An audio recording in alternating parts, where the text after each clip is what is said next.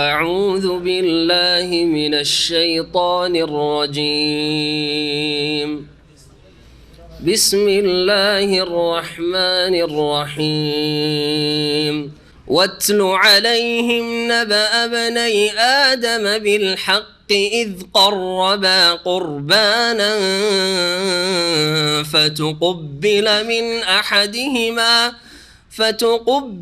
من أحدهما ولم يتقبل من الآخر قال لأقتلنك قال إنما يتقبل الله من المتقين لئن بسطت إلي يدك لتقتلني ما أنا بباسط يدي إليك لأقتلك إني أخاف الله رب العالمين إني أريد أن تبوء بإثمي وإثمك فتكون من أصحاب النار وذلك جزاء الظالمين فطوعت له نفسه قتل أخيه فقتله فأصبح من الخاسرين فبعث الله غرابا يبحث في الأرض ليريه كيف يواري سوءة أخيه قال يا ويلتى أعجزت أن أكون مثل هذا الغراب فأواري سوءة أخي فأصبح من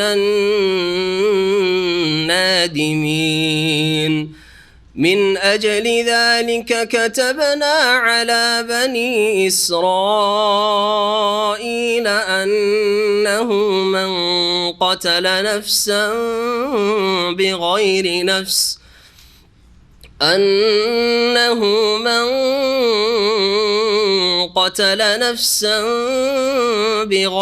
نفس أو فساد في الأرض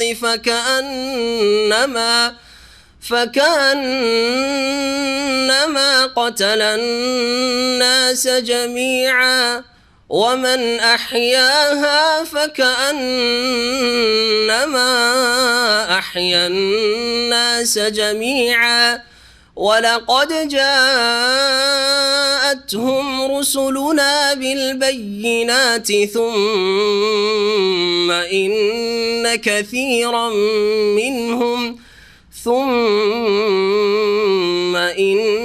كثيرا منهم بعد ذلك في الأرض لمسرفون. السلام عليكم ورحمة الله وبركاته. بسم الله الرحمن الرحيم الحمد لله رب العالمين والصلاة والسلام على سيد المرسلين نبينا محمد وعلى آله وصحبه أجمعين أما بعد فأعوذ بالله من الشيطان الرجيم واتل عليهم نبأ ابني آدم بالحق إذ قربا قربانا فتقبل من أحدهما ولم يتقبل من الآخر قال لأقتلنك قال إنما يتقبل الله من المتقين. মহান আল্লাহর সমস্ত প্রশংসা যে আল্লাহ পাক রব্বুল আলামিন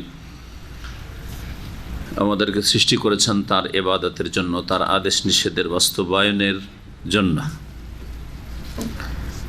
সে আল্লাহ পাকের যাবতীয় প্রশংসা যে আল্লাহ পাক রব্বুল আলামিন যেমন তার হক আদায় করা ফরজ করেছেন মানব জাতির ওপর, তেমনি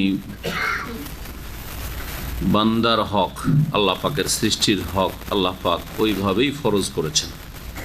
আল্লাহ তার হকের ক্ষেত্রে ক্ষমা করে দেবেন যদি ইচ্ছা করেন কাউকে, তাহলে বিনা তওবায়, আর তওবা করলে সকলকে আল্লাহ ক্ষমা করবেন।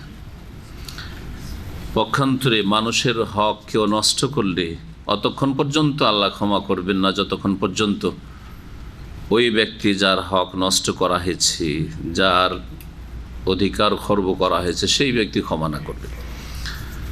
সালাত এবং সালাম নাজিল পেয়ে মুহাম্মদ রাসূলুল্লাহ সাল্লাল্লাহু আলাইহি সাল্লামের উপর, যার মাধ্যমে আল্লাহ পাক রব্বুল আলামিনের হক এবং বান্দার হক সম্পর্কে আমরা জানার সুযোগ পেয়েছি। আমাদের তাফসীর সূরা মায়েদার আয়াত নম্বর 27 থেকে আজকে হবে ইনশাআল্লাহ। এই আয়াত নম্বর 27 থেকে শুরু করে আয়াত নম্বর 32 পর্যন্ত অথবা 31 পর্যন্ত এই কয়েকটি আয়াতে আদম আলাইহিস সালামের দুই ছেলে হাবিল এবং কাবিল, যাদের নাম তাফসীরের কিতাবাদিতে বলা হয়েছে, তাদের বিশেষ একটি ঘটনা আল্লাহ পাক বর্ণনা করেছেন, যাতে রয়েছে মানুষের জন্য শিক্ষার বিষয়। মহান আল্লাহ ইরশাদ করেছেন, ওয়াতুলু আলাইহিম নাবা ইবনাই আদম বিল হক। হে নবী, তুমি পড়ে শোনাও তাদেরকে, আলাইহিম তাদেরকে অর্থাৎ ইহুদিদেরকে। এখানে আলোচনা চলছে বনি ইসরাইল সম্পর্কে। আগে মূসা আলাইহিস সালামের জাতির কথা, এবং তারা বাইতুল মুকাদ্দাসে প্রবেশ করতে চাইল না, জিহাদ করতে চাইল না। 40 বছর আল্লাহ তাদেরকে শাস্তি দিলেন, সেই ময়দানে তারা ঘুরপাক খেতে থাকে। তারপরে যখন তওবা করে সংশোধন করে আসে, জিহাদের মাধ্যমেই তারা আবার বাইতুল মুকাদ্দাসে প্রবেশ করতে সক্ষম হয় মূসা আলাইহিস সালামের ইন্তেকালের পরে। এই বনি ইসরাইলদের কথা আল্লাহ পাক বর্ণনা করেছেন। সুতরাং তাদের সাথে এই সম্পর্কিত এই কথাটি, ওয়াতুলু আলাইহিম তাদেরকে পড়ে শোনাও। যেহেতু সূরা মায়েদা নাজিল হয়েছে নবী করিম সাল্লাল্লাহু আলাইহি ওয়াসাল্লামের মক্কি জীবনে না মাদানী জীবনে? মাদানী, মদিনার জীবনে নাজিল হয়েছে। আর মদিনায় যখন প্রিয় মুহাম্মদ রাসূলুল্লাহ সাল্লাল্লাহু আলাইহি ওয়াসাল্লাম তশরিফ নিয়ে আসলেন হিজরত করে, তখন দেখলেন ওখানে 3টি ইহুদি গোত্র ছিল, বানু কুরাইজা, বানু নাজির, বানু কাইনুকা।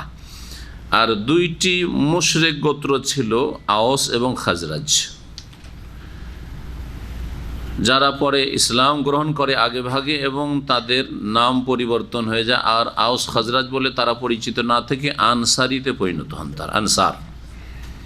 আর যারা মক্কাতুল মুকাররমা থেকে হিজরত করে আসেন মদিনায় স্থায়ী বসবাসের উদ্দেশ্যে রাসূলুল্লাহ সাল্লাল্লাহু আলাইহি ওয়াসাল্লাম এবং তার সাথী সঙ্গীরা, তাদেরকে মুহাজিরিন বলা হয়। নতুন একটি সমাজ যেন মদিনার সমাজ গঠিত হলো। মুহাজিরিন একটা নতুন নাম আসলো, আনসার একটি নতুন নাম আসলো, আর ইহুদিরা তো ছিলই। ইহুদিদের সাথে নবী করিম সাল্লাল্লাহু আলাইহি সাল্লাম চুক্তি সম্পাদন করেছিলেন মদিনা আসার সাথে সাথে।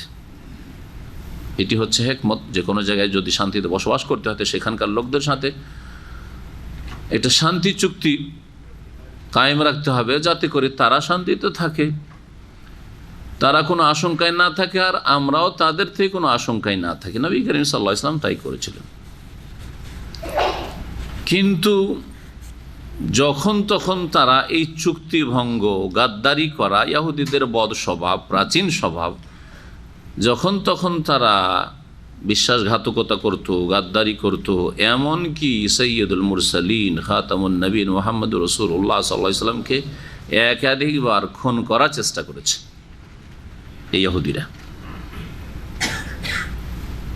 খুন করার চেষ্টা করেছে। তার মধ্যে একটি গোত্র হচ্ছে এই নাজির গোত্র, বানু নাজির। এই বানু নাজির গোত্রের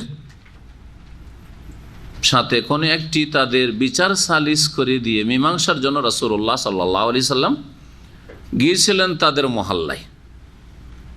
এরা ষড়যন্ত্র করে বসতে দিয়েছিল দেয়ালের পাশে, দেয়ালের পাশে নিচে বসতে দিয়েছিল নবী করিম সাল্লাল্লাহু আলাইহি সাল্লামকে। তার সাথে ছিলেন তার 2 সঙ্গী আবু বকর, ওমর রাদিয়াল্লাহু আনহুমা।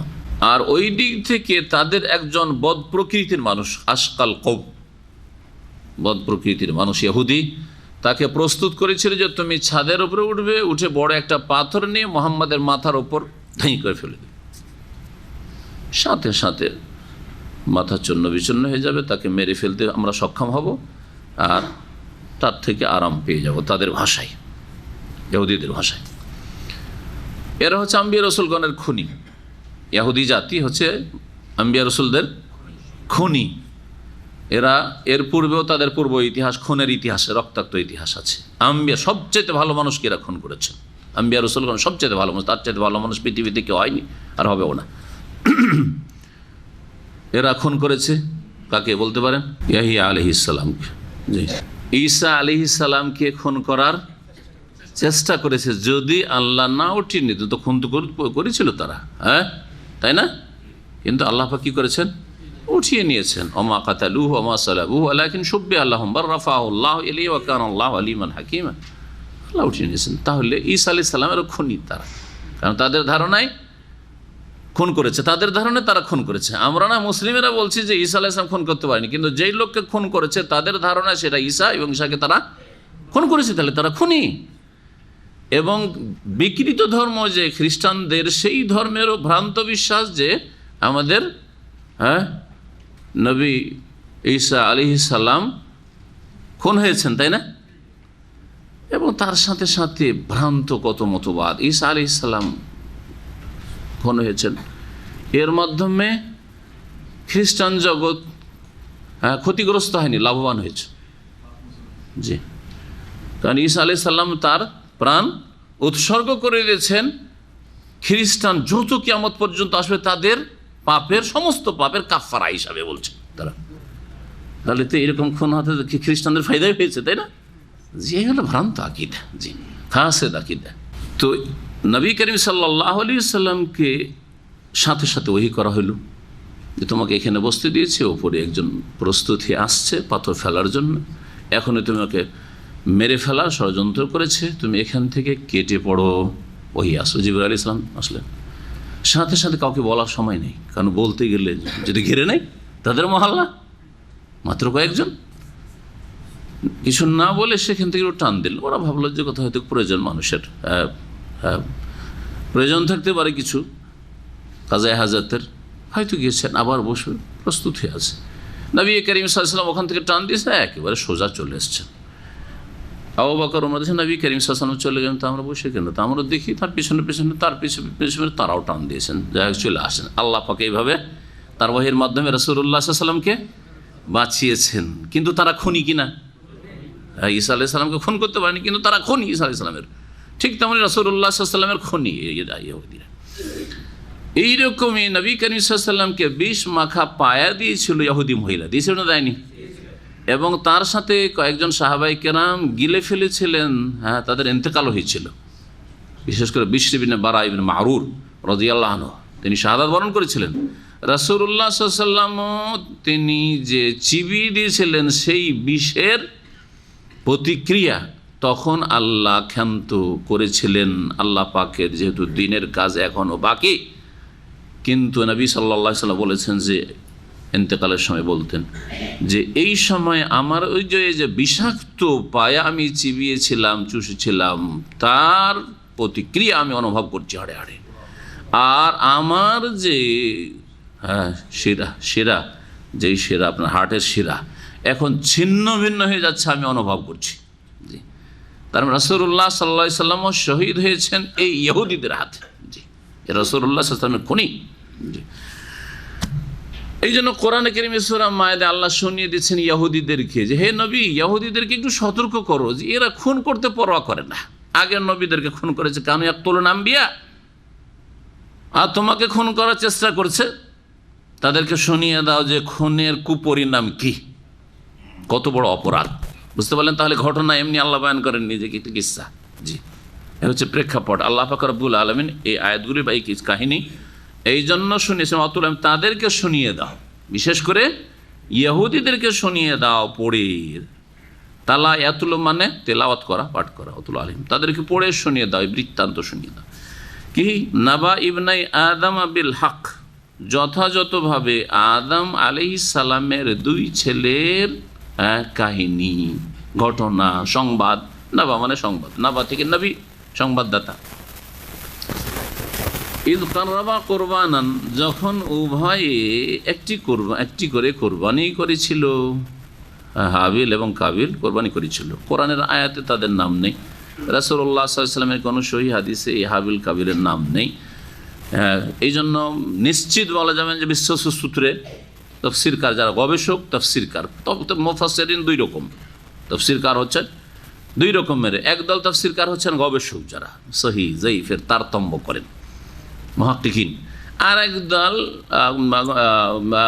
মুফাসসিরিন, তারা শুধু কালেকশন করেন, পেলেই হইলো কোনো জায়গায় মাল মেটেরিয়াল, জি জমা করেন শুধু। জি হ্যাঁ। তার মধ্যে আবার দুই ভাগ করা যেতে পারে, কিছু একটু হয়তো ভালোগুলো জমা করেন, আর কিছু আছে হাতে বলাইলিন, আরবি ভাষায় রাতের অন্ধকারে লকড়ি সংগ্রহকারী, এটা আরবি একটা প্রবাদ রয়েছে। জি, রাতের অন্ধকারে লকড়ি, পুরোনো যুগের লকড়ি মানুষ কুড়াইতো আম কুড়ানোর মতো করে, আমরা আম কুড়ানো বলি, আম বাগানোর এলাকার লোকটা। তো লকড়ি মানুষের তার জ্বালানি দরকার, তো লকড়ি কুড়াইতে যায় না মাঠে ঘাটে। দিনে লকড়ি করে তো বুঝতে পারছেন যে এটা আচ্ছা লকড়ি উঠাইলাম জ্বালানি না কি আর কিছু উঠাইলাম বুঝতে পারছেন, কিন্তু রাতে দেখছেন যে কালো হয়ে কিছু পড়ে আছে। লকড়ি কোড়াতে গিয়ে সাপে হাত পড়তে পারে না, সাপকে লকড়ি দিয়েছেন হাত হতে পারে না। তো ঠিক ওই রকমই হাতে বেলাইল ওরা যারা জাল জয়ীফ সহি কোনো কিছুর পার্থক্য করে না। আমাদের দেশের ওয়াইজ বক্তাগুলি ঠিক ওই রকমই হাতে বেলাইলিন, ওদের বক্তব্যে কালাল্লাও আছে, কালার ইসলামিক বই পুস্তকগুলিও একবারে ব্যাপক হারে এইরকম। কোরআন হাদিসও আছে, আর কিছু সহিও আছে, জয়ীফও আছে, আর গাঁজা খোঁজি কিচ্ছা কাহিনীও আছে, আর শিরক বিদআতও আছে, আর স্বপ্নের ধর্মে স্বপ্নের কিচ্ছা কাহিনী দিয়ে ধর্ম প্রচারও আছে, সব আছে। জি, হাতে বলে এরা রাতের লকড়ি কুড়ানেওয়ালা, যার ফলে রাতের লকড়ি কুড়াতে গিয়ে এদেরকে শয়তানে দংশন করেছে, আকীদার বিভ্রান্তি ঘটেছে, আর এরা কিছু দিনের খেদমত করলে অধিকাংশ ক্ষেত্রে দিন ইসলামের ক্ষতি করছে। তো আল্লাহ রাব্বুল আলামিন যে হাবিল কাবিল ঘটনার কথা বললাম, এখানে যা বলা হয়েছে আদম আলাইহিস সালামের দুই ছেলের কথা বলা হয়েছে, তাদের নাম বলা হয়েছে কি? বলা হয়নি। তাদের কিসসাটা ঘটনাটা কি ছিল বিস্তারিত এমন কিছু বলা হয়নি। একজন আরেকজনকে কি করেছিল? খুন করেছিল, আর তারপরে দাফন করতে জানতো না, দাফন করাটা শিখলো কাকের কাছ থেকে, এইগুলো বয়ান করা হয়েছে। এ বিস্তারিত কিস্সা কিছু তাফসিরি বর্ণনায় এসেছে, সেগুলি বলা যেতে পারে এর সাথে সাথে। তো আল্লাহ রাব্বুল বলছেন যে উভয়ে কি করলো? কুরবানি করলো। এই কুরবানিটা কি ছিল এটা কোনো বিশ্বস্ত সূত্রে নাই, তবে তাফসিরের বর্ণনায় রয়েছে। হাবিল আলাইহিস সালাম বা রাদিয়াল্লাহু আনহু যাই বলেন, আলাইহিস সালাম বললেও নবী জরুরি নয়, জায়েজ আছে আর কাউকে বলা, কিন্তু কথা হচ্ছে যে তিনি নবী নন। আদম আলাইহিস সালামের ছেলে হাবিল একটা ভালো সুন্দর দেখে দুম্বা কি করলো? কোরবানি করলো।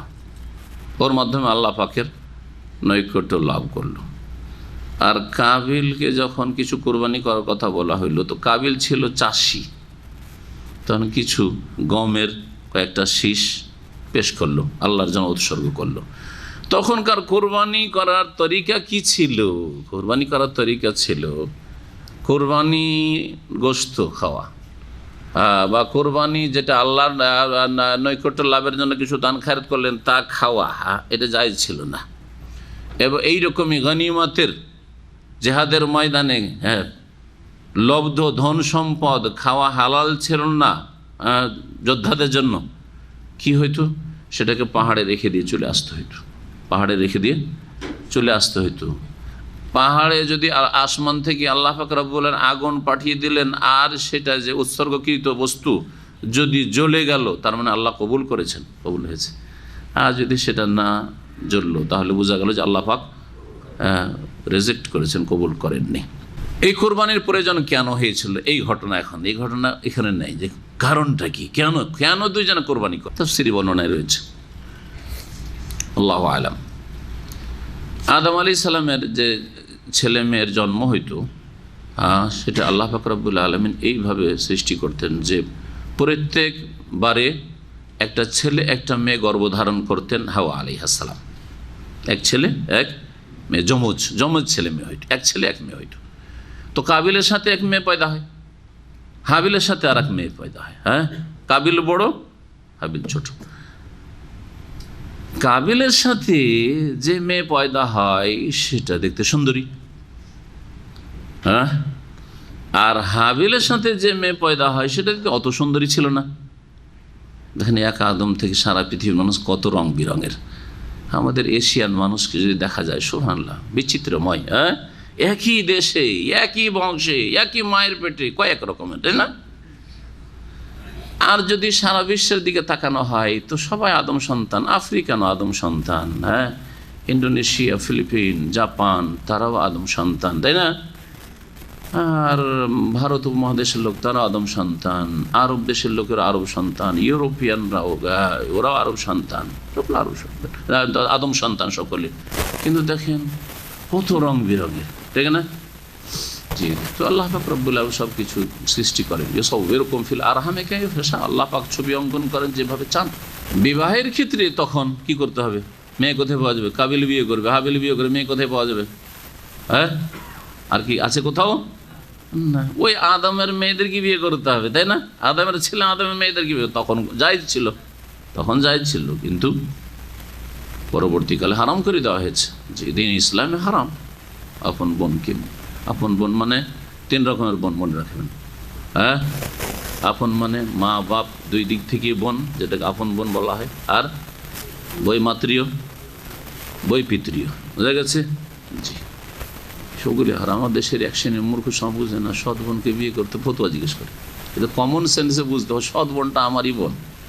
সৎ বোন মানে মা আলাদা কিন্তু বাপ তো একটাই, হ্যাঁ, নুতফা তো একই, তো কী করে হালাল হইতে পারে? এই ফতো আমাদের কাছে জিজ্ঞেস করে, সেই জন্য বুঝি যে আমাদের মুসলিম সমাজ কত অজ্ঞতার অন্ধকারে ডুবে আছে। জি, বৈপিতৃয় মানে বাপ দুই, মায়ের 2 জায়গায় বিয়ে হয়েছে, হ্যাঁ, এক বাপ থেকে সে পয়দা হয়েছে, আর এক বাপ থেকে বোন পয়দা হয়েছে।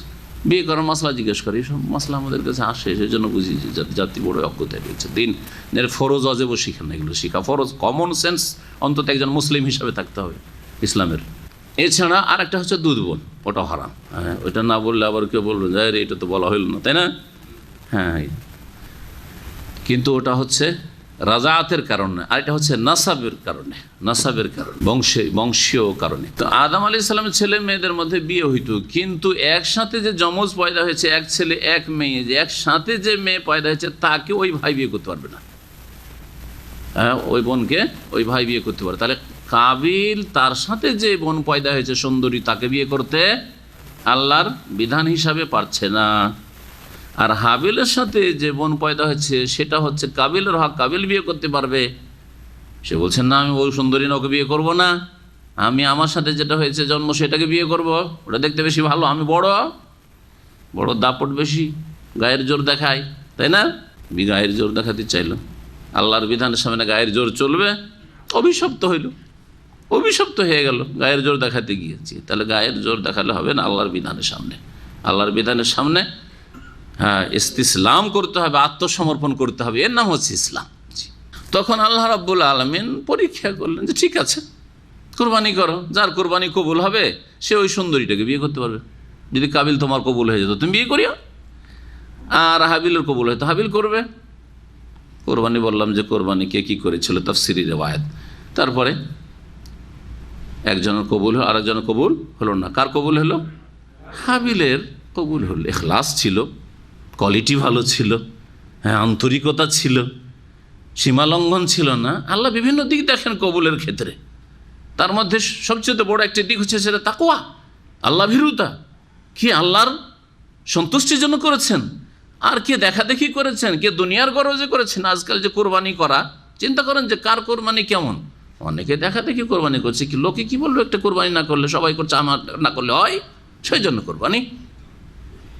অথবা প্রতিযোগিতা, কম্পিটিশন, আরে ও কোরবানি করতে পারবে 1 লাখ টাকার, আমি 1.5 লাখ টাকার কোরবানি করবো, সেই জন্য কোরবানি। তাহলে এগুলো তাকওয়ার ভিত্তিতে কোরবানি নয়, এগুলো বিভিন্ন রকম খরচ, খ্যাতির জন্য কোরবানি, খ্যাতির জন্য কোরবানি, শুধু গরিবের উপকারের জন্য কোরবানি নাই। না হলে আপনার একটা গরুতে আপনি লাগাচ্ছেন 5টা গরুর দাম, কেন? একটা গরুতে 5টা গরুর দাম না লাগিয়ে 5টা গরু কিনলাম ওই টাকাতে। গোস্তের পরিমাণ বেশি হলো, গরিবের, হ্যাঁ, অভাব দূর করো, গরিবকে খাওয়ানো হলো, ফায়দা আছে না? নেই, 5 কোরবানি হলো। নবী করিম সাল্লাল্লাহু আলাইহি ওয়াসাল্লাম 100 উটের কোরবানি করেছেন। এটা তো দেখেননি যে আরব দেশে দেখো সবচাইতে মূল্যবান উট কোনটা, ওইটা কোরবানি করি আমি, তো করেন নাই। তাহলে এই যে প্রতিযোগিতা হচ্ছে, সেই সব কোরবানি কবুল হচ্ছে কিনা চিন্তার বিষয় রয়েছে। যার কোরবানি কবুল হবে সে ওই সুন্দরী বোনকে বিয়ে করতে পারবে, হাবিলের কবুল, হাবিলের অধিকার, হাবিল বিয়ে করবে। যখন দেখলো যে আরে কোরবানি আর কবুল হলো, এক হিংসা হলো।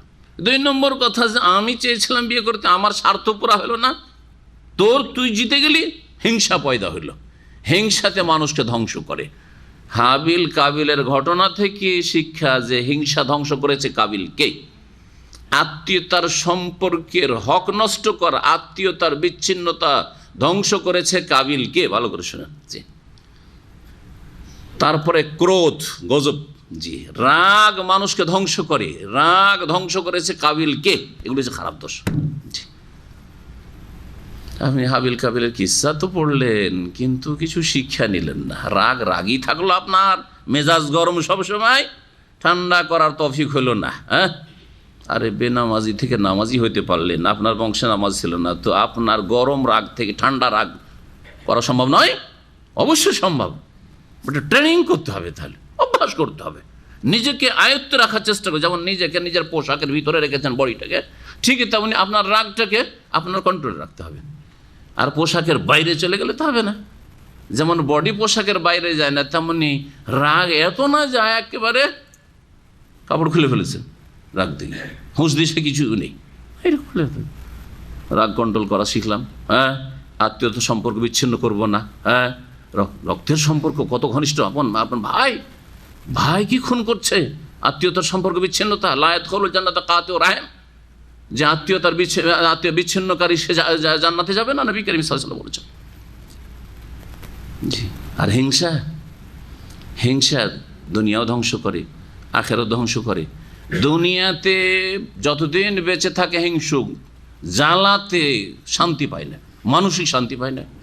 আগুন জ্বলতে থাকে হৃদয়, আগুন জ্বলতে থাকে ব্রেনে, সবসময় চিন্তা করতে থাকে হাইডে কি করে একে ঠেকাবো, কি করে এর ক্ষতি করব, হ্যাঁ, কি করে ওকে ছোট করব, ইত্যাদি। হিংসা শত্রুতা। দুনিয়া তো জ্বালা, আর জাহান্নামেও জ্বালা, মৌতের পরেও জ্বালা, জ্বালা আর জ্বালা। হিংসার উপর আমার একটা আলোচনা আছে, 1.5 ঘন্টা, যে কথা লম্বা করছি না, শুধু শিক্ষার কথা বলছি, যে ঘটনা থেকে শিখেন কিছু। আল্লাহ যেন আমাদেরকে শিখার এবং আমল করার, সংশোধন করার তৌফিক দান করেন। আল্লাহ পাক বলছেন যে ইদ কাররাবা কুরবানান, উভয়ে কোরবানি করলে একটি করে, ফাতুকুব্বিলা মিন আহাদিহিমা। কোরবানি কাররাবা মানে আল্লাহর সান্নিধ্য লাভ করা, নৈকট্য লাভ করা, মানে আল্লাহর নৈকট্য লাভের জন্য উভয় চেষ্টা করলো। কে আল্লাহর বেশি সান্নিধ্য লাভ করতে পারে, বেশি নিকটবর্তী হইতে পারে নেক আমলের মাধ্যমে। ফাতুকুব্বিলা মিন আহাদিহিমা, দুইজনের একজনের কোরবানি কবুল করা হইল। ওয়ালাম ইউতাকাব্বাল মিনাল আখার, অপরজনের কোরবানি কবুল করা হইল না। কালা, যার কোরবানি কবুল হইল না সে ছিল কাবিল। তাফসীরি বর্ণনার ভিত্তিতে সে বলল আক্তলান্না, তোর কবুল হলো, আমার কবুল হলো না, তোর স্বার্থ পূরণ হলো, আমার হলো না, তুই বিয়ে করবি সুন্দরীটাকে, আমি করতে পারলাম না, ঠিক না? আর একটা শিক্ষা পেলেন যে নারী হচ্ছে মানব জাতির জন্য বড় ফিতনা, ঠিক না? এই খুনের পিছনে যেমন ওই দোষগুলি বললাম ওগুলো কাজ করেছে, তেমনই এই নারীর ফিতনা কাজ করেছে, ঠিক না? আর বিশেষ করে বনি ইসরায়েলদের মধ্যে নবী সাল্লাল্লাহু আলাইহি ওয়াসাল্লাম সর্বপ্রথম নারী সংক্রান্ত ফিতনায় বড়ই বিশৃঙ্খলা আর খুনের ঘটনা হয়েছে। তাই ফাত্তাকুদ দুনিয়া ওয়াত্তাকুন নিসা, নবী কাছে বলছে তোমরা দুনিয়ার পার্থিব লোভ লালসার ফিতনা থেকে বাঁচিও। নেতৃত্বের ফিতনা বড় ফিতনা, জি, পয়সার ফিতনা বড় ফিতনা, স্বার্থের ফিতনা বড় ফিতনা, জি হ্যাঁ, খ্যাতির ফিতনা বড় ফিতনা, এগুলো হচ্ছে দুনিয়া। ফাত্তাকুদ দুনিয়া ওয়াত্তাকুন নিসা, এবং নারী জাত বিশেষ করে, নারীও দুনিয়া ওতেই ছিল শামিল, কিন্তু বিশেষ করে দুনিয়ার অন্য জিনিসের, অন্য বস্তুর ফিতনার চাইতে নারীতে বেশি ফিতনা আছে। নারীর ফিতনায় যে পড়ে গেল ঈমান হারিয়ে দিচ্ছে, ঈমান হারিয়ে দিচ্ছে। কত দিনদারি আর তাকওয়া ছিল, আর দাড়ি ছিল, আর সহি আকীদা শিখেছিল। কোনো মহিলার সাথে হ্যাঁ প্রথম সম্পর্ক ছিল যে দিন শিখাবো, মাসলা মাসাইল বলবো, হ্যাঁ গ্রুপে জবাব দিব, নারীদের গ্রুপ করে, অথবা তাদেরকে কোরআন তালিম দিব, অথবা তার সাথে আমি ইত্যাদি মানে সহি দাওয়াতটা আমি পেয়েছি পৌঁছাবো। নিয়তগুলো প্রথম সৎ ছিল, সৎ থাকতে থাকতে ধীরে ধীরে অসতে রূপান্তরিত হইল। হচ্ছে না হচ্ছে, জি। আল্লাহ হেফাজত করে, আল্লাহ সকলের হেফাজত করে আপনাদের।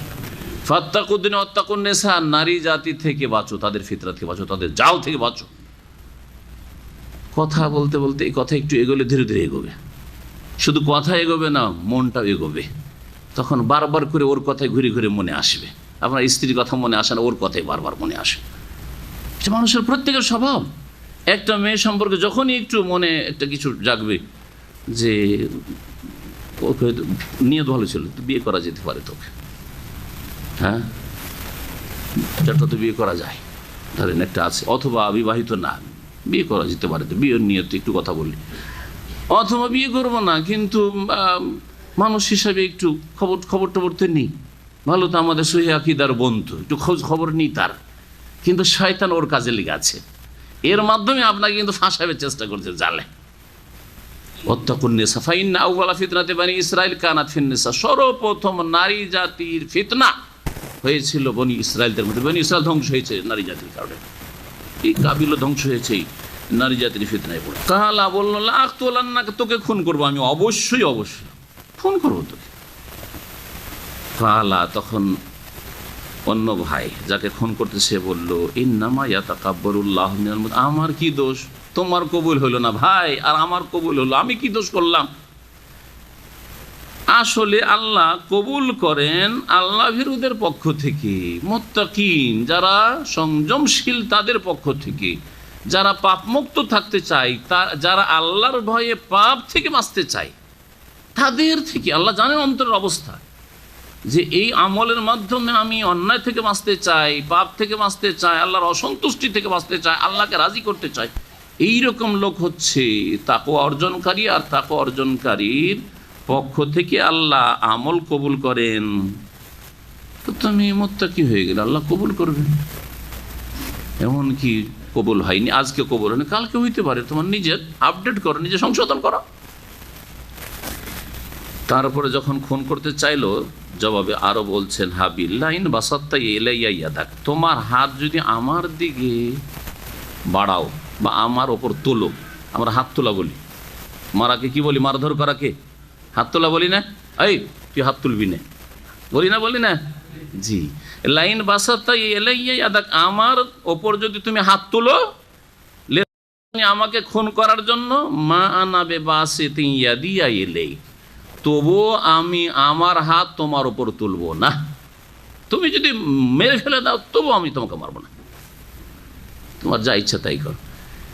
এত নমনীয় হওয়ার পরেও তার রাগ থামছে না, তাহলে কত তাকে শয়তানে ধরেছে। শয়তানের শত্রুতা বাপের সাথে হয়েছে, জান্নাত থেকে বের করেছে, তাতে সফল হয়েছে জান্নাত থেকে বের করতে। শয়তান আবার বেটার পিছনে লেগেছে, কাবিলের পিছনে লেগেছে।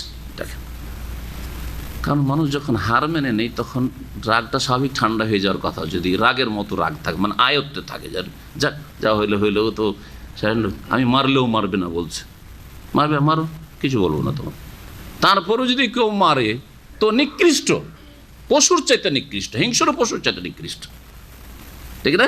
মানা বেবাসে ইয়া দিয়ে এলে, তুমি যদি আমাকে আমার দিকে হাত বাড়াও বা আমার হাত তোলো আমাকে খুন করার জন্য, আমি তোমার দিকে হাত বাড়াবো না, তোমার উপর হাত তুলবো না, লি আকতুলাকা, তোমাকে খুন করার উদ্দেশ্যে। কেন? ইন্নী আখাফুল্লাহ রব্বাল আলামিন, আমি সেই আল্লাহকে ভয় করি যিনি বিশ্বজাহানের প্রতিপালক। আল্লাহকে ভয় করি, তিনি আমার মালিক, তার কাছে যেতে হবে, হিসাব দিতে হবে, সুতরাং আমি খুন করবো না তোমাকে। এমনি অরিদ, আমি চাই আনতাবু আবে ইসমে ইসমেক, যে তুমি আমার এবং তোমার দুইজনের গুনাহ নিয়ে তুমি যাও আল্লাহর কাছে, আমি গুনার বোঝা উঠাতে চাই না। ফাতাকুনা মিন আসহাবিন নার, আর এটাই যদি হয় যে তুমি নিজের পাপের বোঝা তো উঠাবে আর আমাকে খুন করার কারণে আমার পাপের বোঝা উঠাবে, পাপের বোঝা উঠাইতে হবে। কারণ কিয়ামতের দিন নেকি দিয়ে হক আদায় করতে হবে মানুষের, হবে না? আর নেকি যদি না থাকে গুনাহ চাপিয়ে দেওয়া হবে, ঠিক না? এটা একটা দিক। আর একটা দিক হচ্ছে যে আমার গুনাহ মানে আমি যদি, তুমিও খুন করার চেষ্টা করলে আমি খুন করার চেষ্টা, যেটা লড়াই পরস্পর, যেটাকে লড়াই বলে, দুই দিক থেকে লড়াই যদি চলে তো দুইজনে গুনাহগার কিনা? হ্যাঁ, তো আমি যদি, তুমিও মারতে আসছো আর আমিও মারতে যাই, তাহলে আমিও গুনাহগার তুমিও গুনাহগার। হ্যাঁ, এই গুনাহটা আমি না নিয়ে আমি সারেন্ডার করলাম, তোমার দিকে হাত বাড়াবো না, তুমি আমার গুনাহটা নিয়ে যাও, এই যে গোনাটা হইতো, এই গোনা তোমার উপর চলে যাক। আমি চাই যে আমার এবং তোমার গোনা নিয়ে তুমি ফিরে যাও, ফাতাকুনা মিন আসহাবিন নার, আর তুমি জাহান্নামের অধিবাসী হও। যালিকা জাযাউল জালিমিন, আর এটি হচ্ছে জালেমদের প্রতিদান। জালেমদের উচিত শাস্তি হচ্ছে এই, নিজেরও বোঝা উঠাইতে হবে, আর মানুষের হক নষ্ট করলে তাদেরও পাপের বোঝা উঠাইতে হবে। ফাতাওয়াত লাহু নাফসুহু কাতলা আখি, ছাড়লো না, মারবেই ও, কেন ওকে বিয়ে করতে হবে। আর হিংসা, বিদ্বেষ, শত্রুতা আর রাগ যা হয়েছে হয়েছে, এগুলো তো কাজ করছে। ফাতাওয়াত লাহু নাফসুহু কাতলা আখিহি, তার মন তাকে উত্তেজিত করলো, তাওয়া বা প্ররোচিত করলো, ঠিক বলে, তার মন তাকে প্ররোচিত করলো কাতলা আখিহে, নিজ ভাইকে হত্যা করার জন্য, খুন করার জন্য। ফাকাতালাহু, অতঃপর সে তাকে খুন করে ফেললো। ফাসবাহা মিনাল খাসিরিন, সুতরাং সে ক্ষতিগ্রস্তদের অন্তর্ভুক্ত হয়ে পড়ল, সর্বনাশ হয়ে গেল, ধ্বংস হয়ে গেল। এমন ক্ষতিগ্রস্ত এই কাবিল যে প্রিয় নবী মুহাম্মদ রাসূলুল্লাহ সাল্লাল্লাহু আলাইহি সাল্লাম বলেছেন, কি হাদিসে রয়েছে যে লা তুকতালু নাফসুন যুলমান, কিয়ামত পর্যন্ত কোনো ব্যক্তিকে যদি অন্যায়ভাবে হত্যা করা হয়, ন্যায়সঙ্গত হলে তো আল্লাহ ফরজ করেছে সেটা, যেমন কেসাসের ক্ষেত্রে, বিবাহিতকে রজম করার ক্ষেত্রে এইরকমই আসছে দণ্ডবিধান, যেখানে মৃত্যুদণ্ড শরীয়তে রয়েছে। যদি অন্যায়ভাবে কাউকে হত্যা করা হয়, ইল্লা কানা আলা ইবনে আদম আল আউয়াল কিফলুম মিন দামিহি বা মিন দামিহা, আদম আলাইহিস সালামের যে বড় ছেলে তার ওপর এক ভাগ খুনের গুনাহ তার ওপর আসতেই থাকবে, চাপতেই থাকবে। নবী করিম সাল্লাল্লাহু আলাইহি ওয়াসাল্লাম বলেছেন, এটি হচ্ছে হাদিস, সহিহ হাদিস। কেন? লিআন্নাহু আউয়ালু মান সান্নাল কাতলা, কারণ সে প্রথম মানুষ খুন করা শুরু করেছে, মানুষকে খুন করা সে শিখিয়েছে। মানুষকে খুন করা জানতো না, মানুষকে খুন করা জানতো না।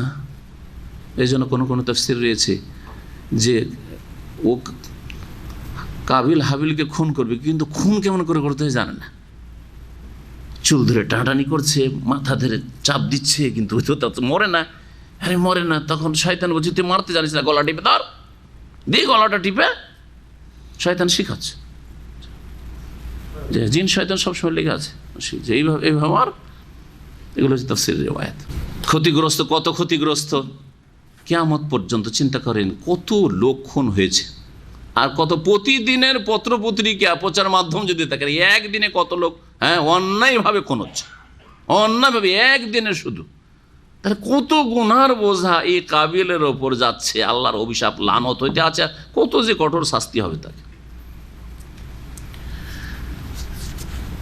আল্লাহ পাক রব্বুল আলামিন বলছেন ফাবাস আল্লাহ কুরাবান ইয়াবহাসু ফিল আরদ। এখন খুন তো করে দিল, খুন করে দেওয়ার পরে ক্ষতিগ্রস্ত, অনুতপ্ত, এখন কি করবো এই লাশকে? তাফসীর আছে লাশকে কাঁধে নিয়ে ঘুরে বেড়াচ্ছে বেকুবের মতো, লাশ কাঁধে নিয়ে ঘুরে বেড়াচ্ছে, কি করবে বুঝে না কিছু, করবোটা কি, তো নড়াচড়া করে না, কি করবো, একে জানে না যে কি করে দাফন করতে হয়, দাফন টাফন কিছু তো জানে না। প্রথম মানুষের ছেলে, আদমের ছেলে কাবিল, আল্লাহ কাক পাঠিয়ে দিলেন, ফাবাস আল্লাহ কাক পাঠিয়ে দিলেন শিক্ষা দেওয়ার জন্য, এবং এই যাতে অনুভূতি হয় যে কাকের চাইতে অধম, অসৎ মানুষ পশু পাখির চাইতে নিকৃষ্ট অধম। কাক বুঝছে যে কেমন করে মৃতকে ঢাকতে হয়, কিন্তু তুই বুঝিস না। ফাবাস আল্লাহ গোরাবান, আল্লাহ পাক রব্বুল কাক পাঠিয়ে দিলেন। কাক তো বুঝছে না, তাই না? ইয়াবহাসু ফিল আরদ, কাক এসে মাটি খনন করা শুরু। বাহাসা আবহাসা মানে এখানে খনন করা, জি। আর বাহাসা আবহাসা মানে সার্চ করা, তলাশ করা ইত্যাদি হয়, গবেষণা করা, এই সমস্ত অর্থ হয়। লিইউরিয়াহু কাইফা ইউআরি সাওয়াতাহু, তাকে দেখানোর জন্য। কেন মাটি খনন শুরু করলো? কাক এসে পানি হেঁচড়ে হেঁচড়ে যাতে করে এই কাবিলকে দেখায় যে তার ভাইয়ের মৃতদেহ কেমন করে সে গোপন করবে। ওয়ারা ইউআরি মানে ঢেকে দেওয়া, মাটিতে ঢাকবে কি করে, দাফন করবে কি করে। মৃতদেহকে সাওআতুন বলা হচ্ছে। সাওআতুন মানে হচ্ছে খারাপ জিনিস, দেখতে যেটা খারাপ লাগে, যেটা দৃষ্টিকটু, যে বস্তু, সেটাকে কি বলা হয়? সাওআ, আরবি ভাষা বলা। এই জন্য লজ্জা স্থানকে সাওআতুন বলা হয়েছে আদম আলাইহিস সালামের আর হাওয়া আলাইহিস সালামের ঘটনায়। জি হ্যাঁ, সূরা আরাফে আল্লাহ পাক যেখানে আদম আলাইহিস সালামের কথা বিস্তারিত বর্ণনা করেছেন আর হাওয়ার কথা, যখন ওই ফল ওই গাছ থেকে খেয়ে ফেলেন আদম এবং হাওয়া আলাইহিস সালাম, তখন কি হইল? কি হইল? লিয়ানজিয়া আনহুমা সাওআতিহিমা, ওখানে রয়েছে তাদের উভয়ের কি হইল? লজ্জা স্থান বস্ত্রহীন হয়ে গেল। লজ্জা স্থান থেকে কাপড় খুলে গেল, কাপড় নেই, নিশ্চিহ্ন, উলঙ্গ। সুবহানাল্লাহ। সাওআতুন বলা হয়েছে লজ্জা স্থানকে, মানুষের প্রত্যেক মানুষের লজ্জা স্থানকে সাওআতুন বলা হয়। কারণ লজ্জা স্থান দেখতে ভালো লাগে না খারাপ লাগে? নিজের লজ্জা স্থান নিজেকে দেখতে ভালো লাগে কি না? ভালো লাগে না, ভালো লাগে না। ছোট ছেলেকে ভালো লাগে, এটা হচ্ছে মানুষের প্রকৃতি। এই জন্য ছোট বাচ্চা যদি অভ্যাস না থাকে, যার সামনে উলঙ্গ হওয়া অভ্যাস নেই তার সামনে কখনো উলঙ্গ হবে না। আমাদের 3-4 বছরের ছেলে গোসল করার সময় উলঙ্গ হয়ে ঢুকে সাধারণত, কিন্তু সকলের সামনে ঢুকবে না। বাড়ির মায়ের সামনে অভ্যাস আছে হয়তো ঢুকে, বাপের সামনে যদি অভ্যাস থাকতে ঢুকবে, না হলে ঢুকবে না। ও বাপকে ধরে লজ্জা পাবে। দেখুন কেমন করে, যেমন চেহারাটা দেখলে বুঝবেন যে কি লজ্জা পায়, খারাপ লাগে। তারপরে তার দিকে দরজা লাগছে, বরং একটা বোন শুধু গোসল দেয়, ওর কাছে শুধু খুলবে, আর বাকি যে ঢুকতে যাচ্ছে দিল দরজা বন্ধ করে। কেন দেখতে দেবে না? ওটাও তো তোমার বুঝে না, না না ওকে না দেখতে দেবো না। যাদের ছেলে মেয়ে আছে তারা এগুলো বুঝে, আর যারা 1-2টা ছেলে মেয়ে কি বুঝবেন? 10 বছর পর নিয়েছেন, একটা হয়ে গেছে, এখন সাবালক বিয়ে দিতে হবে, আর একটা জন্মিচ্ছে, তো এইরকম করলে কাজ হবে না, তো কি বুঝবেন? আর এই জন্য কথা বলে এইরকম এই শ্রেণীর লোকদের ছেলেরা মেয়েরা কথা বলতে অনেক লেট করে, কারণ সাথী সঙ্গী পায় না। যে সাথী সঙ্গী পাবে না তারা কথা শিখবে কার কাছে? কথা বলতে পারে না, এই জন্য কথা বলতে লেট হয়। 3 বছর 4 বছর ছেলে অনেকে অভিযোগ করে যে সে একটু দোয়া করে, আমার ছেলেটা 3-4 বছর বয়স হয়ে গেছে, কথা বলছেন না। দোষ তো আপনার মধ্যে। জি হ্যাঁ, কথা বলার সঙ্গী লাগবে, সহপাঠী লাগে, সমবয়স্ক লাগে। দেখেন বয়সের পার্থক্য হলে মন মিলবে না। 50 বছর বয়স আর আরেকজনের 25, সাধারণত বন্ধুত্ব হয় না, রসিকতা হয় না, তাই না? বলছেন আল্লাহ রাব্বুল আলামিন যে এইরকম কাক যখন দেখিয়ে দিল যে কেমন করে লাশ দাফন করতে হবে, কালা, তখন কাবিল বলছে ইয়া ওয়াইলাতা। আসলে ইয়া ওয়াইলাতা ছিল ইয়া ওয়াইলাতি, ধিক আমার, জি জি, হায় সর্বনাশ আমার, আমি এত অযোগ্য, এত আমি বেকার লোক। ইয়া ওয়াইলাতা আজাজতু আন আকুনা মিসলা হাযাল গুরাব, এই কাকের মতো আমি হতে পারলাম না। অপারগ, আজাজতু, আমি অপারগ হয়ে গেলাম যে আন আকুনা মিসলা হাযাল গুরাব, এই কাকের মতো হইতেও, কাকের মতো হইতে পারলাম না আমি। কাক আমার চাইতে ভালো, এখন অনুভূতি হয়েছে যে তোর চাইতে কাক ভালো। জি, কাকের জবাব নেই, হিসাব নেই, নিকাশ নেই, জাহান্নাম নেই, কিছু নেই। জি, আর পাপীর হিসাব নিকাশ আছে, জাহান্নাম আছে। যে আমি আমার ভাইয়ের মৃতদেহ গোপন করতে পারবো, ঢাকতে পারবো, দাফন করতে পারবো, এটি করতে পারলাম না। এই কাকের কাছ থেকে শিখতে হলো। ফাসবাহা মিনান নাদিমিন, অতঃপর সেই লজ্জিত অনুতপ্তদের। এই ছিল ঘটনা যা আল্লাহ কোরআনে কারীমে বর্ণনা করেছেন।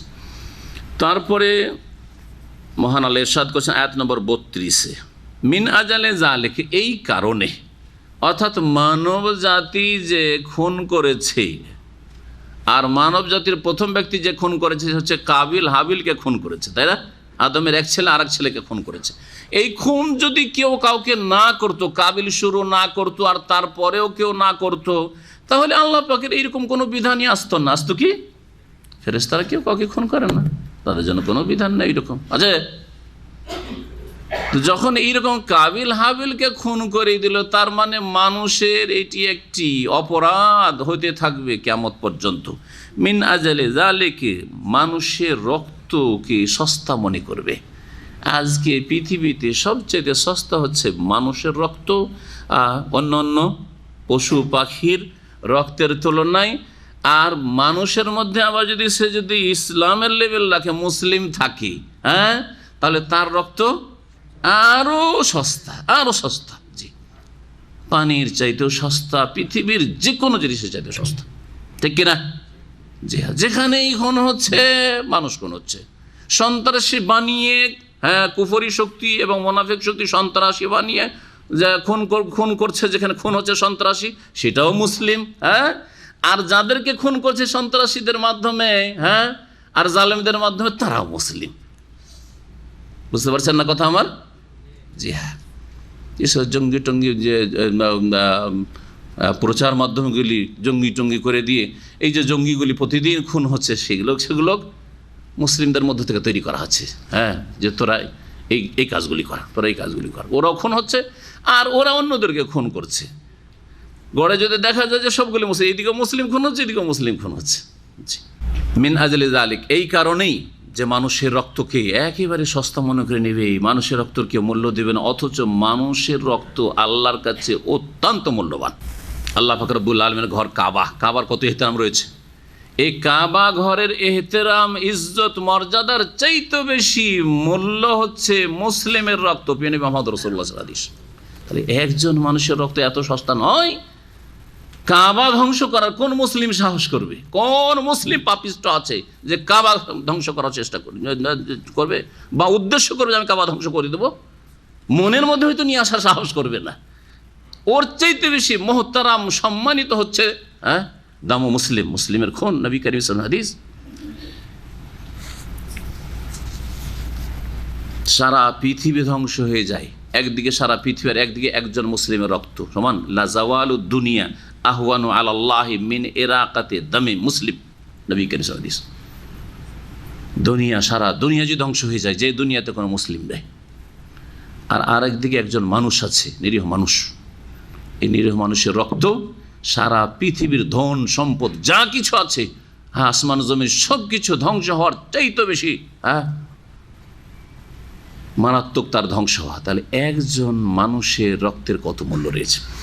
এই জন্য আল্লাহ পাক বলছেন যে মিন আজলি যালিক, এই কারণে কাতাবনা আলা বানি ইসরাঈল, আমি বিধিবদ্ধ করেছিলাম, এই বিধান দিয়েছিলাম বনি ইসরাইলকে, কি আন্নাহু মান কাতালা নাফসান বিগাইরি নাফস, কেউ যদি অন্যায়ভাবে বিনা কোনো কারণে কাউকে খুন করে, মান কাতালা নাফসান, কোন একটি প্রাণকে হত্যা করলো, কোন এক ব্যক্তিকে হত্যা করলো, বেগাইরে নাফসিন, কারো কেসাসে নাই, বিনিময়ে নয়, যে কাউকে খুন করেছে যেন কেসাস পড়ে, যেমন নাই।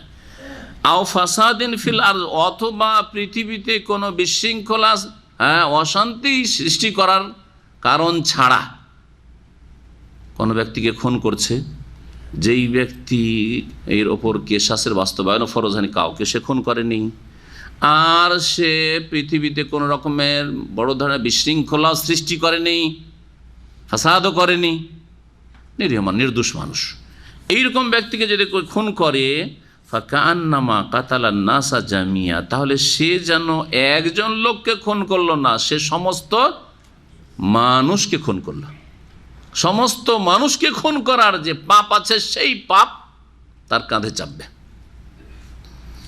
কারণ যেই ব্যক্তি একজনকে খুন করতে পারলো, সে যদি সুযোগ পায় এবং তার যদি স্বার্থ এতে দেখে যে আমি সবকে খুন করলে আমার স্বার্থ পুরো হবে, তো সবাইকে খুন করবে না? একজনকে যে খুন করে দিয়েছে, বাকি লোকগুলিকে, একবার যে খুনি হয়েছে তার বাকি লোককে খুন করা তার জন্য সহজ হয়ে গেছে মন মানসিকতার দিক থেকে। এই জন্য আমাদের দেশের খনিগুলো জেল খাটতে যায়। আমি খনির সাথে কথা বলে দেখেছি, হ্যাঁ, খনি জেলে গেছে, তারপরে প্রথম গিয়ে জামানতে ছুটে চলে আসলো, কয়েক মাস পরে তারপরে একবার হইলো, সাজা হইলো, 2-3 বছর বা 5 বছর ম্যাক্সিমাম সাজা, যা হইলো। জেল খেটে এসে বলছে, একজনকে খুন করেছি, জেল খেটে চলে এসেছি, আবার খুন করব, কি হবে? আমি তো আস্তে করে বললাম, ওর দাপটি আলাদা কথা, হ্যাঁ, আবার যাব 5 বছর 10 বছর জেল খেটে আসবো। জি হ্যাঁ, এর জন্য আমাদের দেশের জেলগুলোতে ছোট অপরাধী বড় অপরাধী হয়, কিন্তু সৌদি আরবের জেলে ছোট অপরাধী বড় অপরাধী সাধারণত হয় না। হাফেজে কোরআন হয়েও বেরিয়ে আসে, ভালো মানুষ হয়েও বেরিয়ে আসে, হ্যাঁ, ভালো চরিত্রের হয়েও বেরিয়ে আসে, কারণ এখানে তরবিয়ত রয়েছে, ইসলামিক তরবিয়তের প্রশিক্ষণ রয়েছে। ফাকান্নামা কাতালান নাসা জামিয়া ওয়া মান আহইয়াহা, আর কেউ যদি একজনের প্রাণ রক্ষা করে, কোন একজন মানুষ, নিরীহ মানুষের, এখানে বলা হয়নি মুসলিমান, নাফসান বলা হয়েছে, যে কোনো নির্দোষী মানুষ, তার উপর মৃত্যুদণ্ডের শাস্তি আসেনি আল্লাহর বিধানে, তাকে যদি তার প্রাণ বাঁচিয়ে দিতে পারেন, ফাকান্নামা আহইয়ান নাসা জামিয়া, তাহলে সে যেন সমস্ত মানুষকে প্রাণ দিল, মানুষের প্রাণ বাঁচিয়ে দিল, সমস্ত মানবতার প্রাণ বাঁচিয়ে দিল। একজনকে বাঁচিয়ে দেওয়া সারা বিশ্বের সমস্ত মানুষকে বাঁচিয়ে দেওয়া। এখন কেমন করে বাঁচাবেন একটা লোককে? এটার তরিকা আবার কেমন হবে বুঝতে হবে। তাহলে যেই ব্যক্তি একজনকে বাঁচিয়ে দিল, কারো প্রাণ রক্ষা করলো, কেমন করে প্রাণ রক্ষা করবেন বুঝান এটা, এই আয়াতটা তাহলে না বুঝে আসবে। যাকে খুন করেছিল এই খুনি তার আত্মীয় স্বজনদের যদি দাবি থাকে যে আমরা কি করব, কেসাসের বাস্তবায়ন করবো, কেসাসের দাবি করি, তাহলে কেস হবে না? হবে না। কিন্তু আত্মীয় স্বজন যদি মাফ করে দেয় যে আমরা রক্তবন দিয়াত নিয়ে ক্ষমা করে দিলাম, অথবা দিয়াত ক্ষমা করে দিই, এমনিতে ক্ষমা করে দিলাম। কয়েক বছর আগে শেখ মোহাম্মদ সালেহ মোনাজ্জেদ তার ছেলেকে যে কোনো কারণে হোক একটু খুন হয়েছিল, মানে আসার পরে শেখ বললেন যে আমি মাফ করে দিলাম, দিয়েও তো নেব না, কেসাসও চাই না, মাফ করে দিলাম। সাথে সাথেও একদিনে কেস উঠে গেল তখন থেকে। তবে সরকারের একটা অধিকার আছে হাকিমের, এই জন্য এইরকম ব্যক্তিকে মৃত্যুদণ্ড তো আর সরকার দেবে না, কিন্তু বন্দি রাখার অধিকার আছে সরকারের। জি, তো এখানে প্রাণ বাঁচালো না? জি হ্যাঁ, এখানে সৌদি আরবে ঘটে ঠিক কেসাসের জন্য প্রস্তুতি, জাল্লাদ প্রস্তুতি আছে, লাভ দিয়ে তরবারি মারার জন্য যাচ্ছে, ওই সময় এত দূর পর্যন্ত কিন্তু মাফ করেনি। অনেক চেষ্টা করা হয়েছে, অনেক চেষ্টা করেছে, আমির পর্যন্ত বলেছে যে রিকোয়েস্ট করেছে ক্ষমা করে দেয় লোকটিকে। এখানকার ঘটনা কিছুদিন আগে বলছে না ক্ষমা করবো না, আমার ছেলেকে খুন করেছে, আমরা ক্ষমা করবো না, কেসাস চাই। যেমন মারার জন্য যাচ্ছে সাথে সাথে এবার শেষ মুহূর্ত পর্যন্ত কিন্তু অধিকার আছে মাকতুলের পরিবারের, যে ব্যক্তিকে হত্যা করেছে তার পরিবারের অধিকার আছে ক্ষমা করে দেওয়ার। বলছে এই থামো, জাল্লাদ বলছে থামো, থামো, মাফ করে দিলাম। এখন সবাই তাকবীর দেওয়া শুরু করলাম, সুবহানাল্লাহ, যাতে করে দেখে যে তুই কত বড় অপরাধ করেছিস আর তোর সাথে কত ভালো আচরণ করলো। 1 সেকেন্ড পরেই তুই 2 খণ্ড হয়ে যাতি, ঠিক না? জি হ্যাঁ।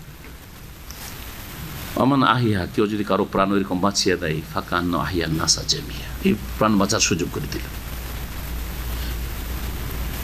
তাহলে পুরো মানবতাকে বাঁচিয়ে দিল। এইরকমই কোনো জায়গায় একজনের উপর জুলম অত্যাচার হচ্ছে, খুন করে দেবে, খুন করার জন্য ষড়যন্ত্র করেছে, অথবা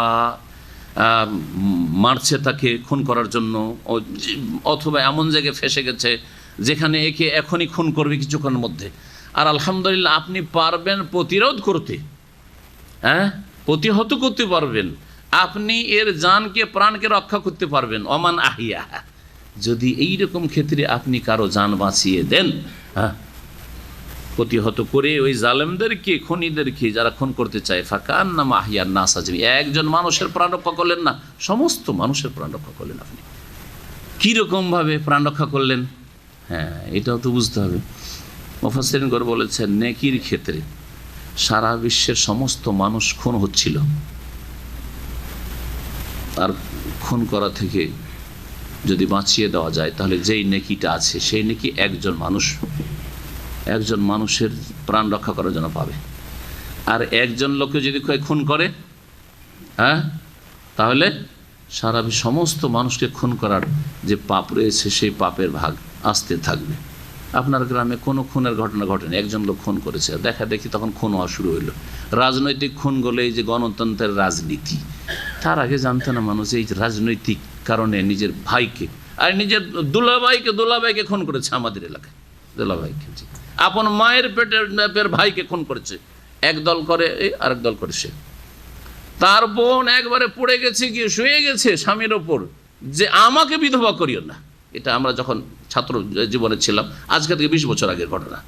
আমাকে বিধবা করিও না ভাই, আমাকে বিধবা করিও না, টেনে ফেলে দিল ভাইকে, না বোনকে টেনে ফেলে দিয়ে এই খুন করলো ভগ্নিপতিকে। জি হ্যাঁ, তাহলে এই রাজনীতি কোনো শান্তির রাজনীতি, জীবনে কোনোদিন শান্তি আসবে না এই রাজনীতিতে। ভালো করে শুনুন। ওয়ালাকাদ জাআতহুম রাসূলুনা বিল বায়িনাত, আর নিঃসন্দেহে তাদের কাছে আমার রাসূলগণ এসেছিলেন বিল বায়িনাত, সুস্পষ্ট দলিল প্রমাণ নিয়ে বনি ইসরাইলদের কাছে। সুম্মা ইন্না কাসীরাম মিনহুম বা'দা যালিকা ফিল আরদি লামুসরিফুন, তারপরেও তাদের অধিকাংশই ফিল আরদি লামুসরিফুন, পৃথিবীতে সীমালঙ্ঘনকারী হয়েছিল, তারা সীমালঙ্ঘন করেছিল। এই আয়াতে বলা হয়েছে যে বনি ইসরায়েলদের ওপর এই বিধান আমি নাজিল করেছিলাম, বনি ইসরায়েলদেরকে এই বিধান দিয়েছিলাম। তার মানে এটা কি বনি ইসরায়েলদের সাথেই খাস এই আয়াত? না, মুফাসসিরিনগণ বলেছেন যে বনি ইসরায়েলদের প্রসঙ্গ চলছে সেই জন্য বলা হয়েছে। আর বনি ইসরায়েলদের যুগে জানিয়ে দেওয়া হয়েছে তাদেরকে যে কেউ যদি একজনকে খুন করে তো সমস্ত মানবতা খুন করলো, সে কেউ যদি একজনের প্রাণকে বাঁচায় সমস্ত মানবতার প্রাণ বাঁচালো। কিন্তু এটি কোরআনে কারীম যেহেতু নাজিল হয়েছে সকল মানুষের জন্য, আর কোরআনে কারীম নিয়ে এসে রাসূলুল্লাহ সাল্লাল্লাহু আলাইহি ওয়াসাল্লাম তার দাওয়াতকে মুসলিম উম্মাত কবুল করেছে, সুতরাং সেটা আমাদের প্রত্যেক মুসলিমের জন্য বিধান যে একজনকে বাঁচালে সমস্ত মানুষকে বাঁচাবার সওয়াব পাবেন, আর একজনকে খুন করলে সমস্ত মানুষ খুন করার পাপের বোঝা ওঠে। ইন্নামা জাযাউল্লাযিনা ইউহারিবুনাল্লাহা ওয়া রাসূলাহু ওয়া ইয়াসআউনা ফিল আরদি ফাসাদান আন ইউকাত্তালু আও ইউসাল্লাবু আও তুকাত্তা আইদিহিম ওয়া আরজুলুহুম মিন খিলাফ আও ইউনফাউ মিনাল আরদ যালিকা লাহুম খিজিয়ুন ফিদ দুনিয়া ওয়া লাহুম ফিল আখিরাতি আযাবুন আযীম। এই আয়াত অত্যন্ত গুরুত্বপূর্ণ আয়াত, সবগুলি গুরুত্বপূর্ণ, কিন্তু এতে গুরুত্বপূর্ণ বিধান রয়েছে। এই আয়াতকে বলা হয় আয়াতুল হেরাবা। মুফাসসিরিনদের ভাষায় আয়াতকে কি বলা হয়? আয়াতুল হেরাবা। বিদ্রোহ করার শাস্তি সম্পন্ন বা শাস্তি বিশিষ্ট আয়াত, এমন আয়াত যে আয়াতে বিদ্রোহ বা যুদ্ধ ঘোষণার, যুদ্ধ করার শাস্তি, হেরাবার শাস্তি, দণ্ডবিধান বর্ণনা করা হয়েছে আয়াতুল হেরাবা। আয়াতুল হেরাবা এই জন্য বলা হয় যে এই আয়াতকে আল্লাহ পাক শুরু করেছেন ইউহারিবুন আল্লাহ ওয়া রাসূলা দিয়ে। এই আয়াতের অন্তর্ভুক্ত যারা যারা হবে ইনশাআল্লাহ তাআলা বলবো, যাতে করে আমরা বিষয়টাকে স্পষ্টভাবে বুঝতে পারি। সৌদি আরবে ইসলামিক শাসন রয়েছে, যখন এখানে দণ্ডবিধান কায়েম হয়, যদি কেসাস হয় হত্যার বদল হত্যা, তখন কেসাসের আয়াত পাঠ ইয়া আইয়ুহাল্লাযিনা আমানু কুতিবা আলাইকুমুল কিসাসু ফিল কাতলা পড়া হয়। কিন্তু এছাড়া যতগুলি দণ্ডবিধান রয়েছে, যদি ধর্ষণ হয় অথবা গাঁজা হিরোইনের কেস হয়, যারা ব্যবসা, হিরোইন খাওয়া না, হিরোইন খেলে তার জন্য মৃত্যুদণ্ড নেই, খেলে তার জন্য শাস্তি আছে দীর্ঘদিনের হয়তো জেলের।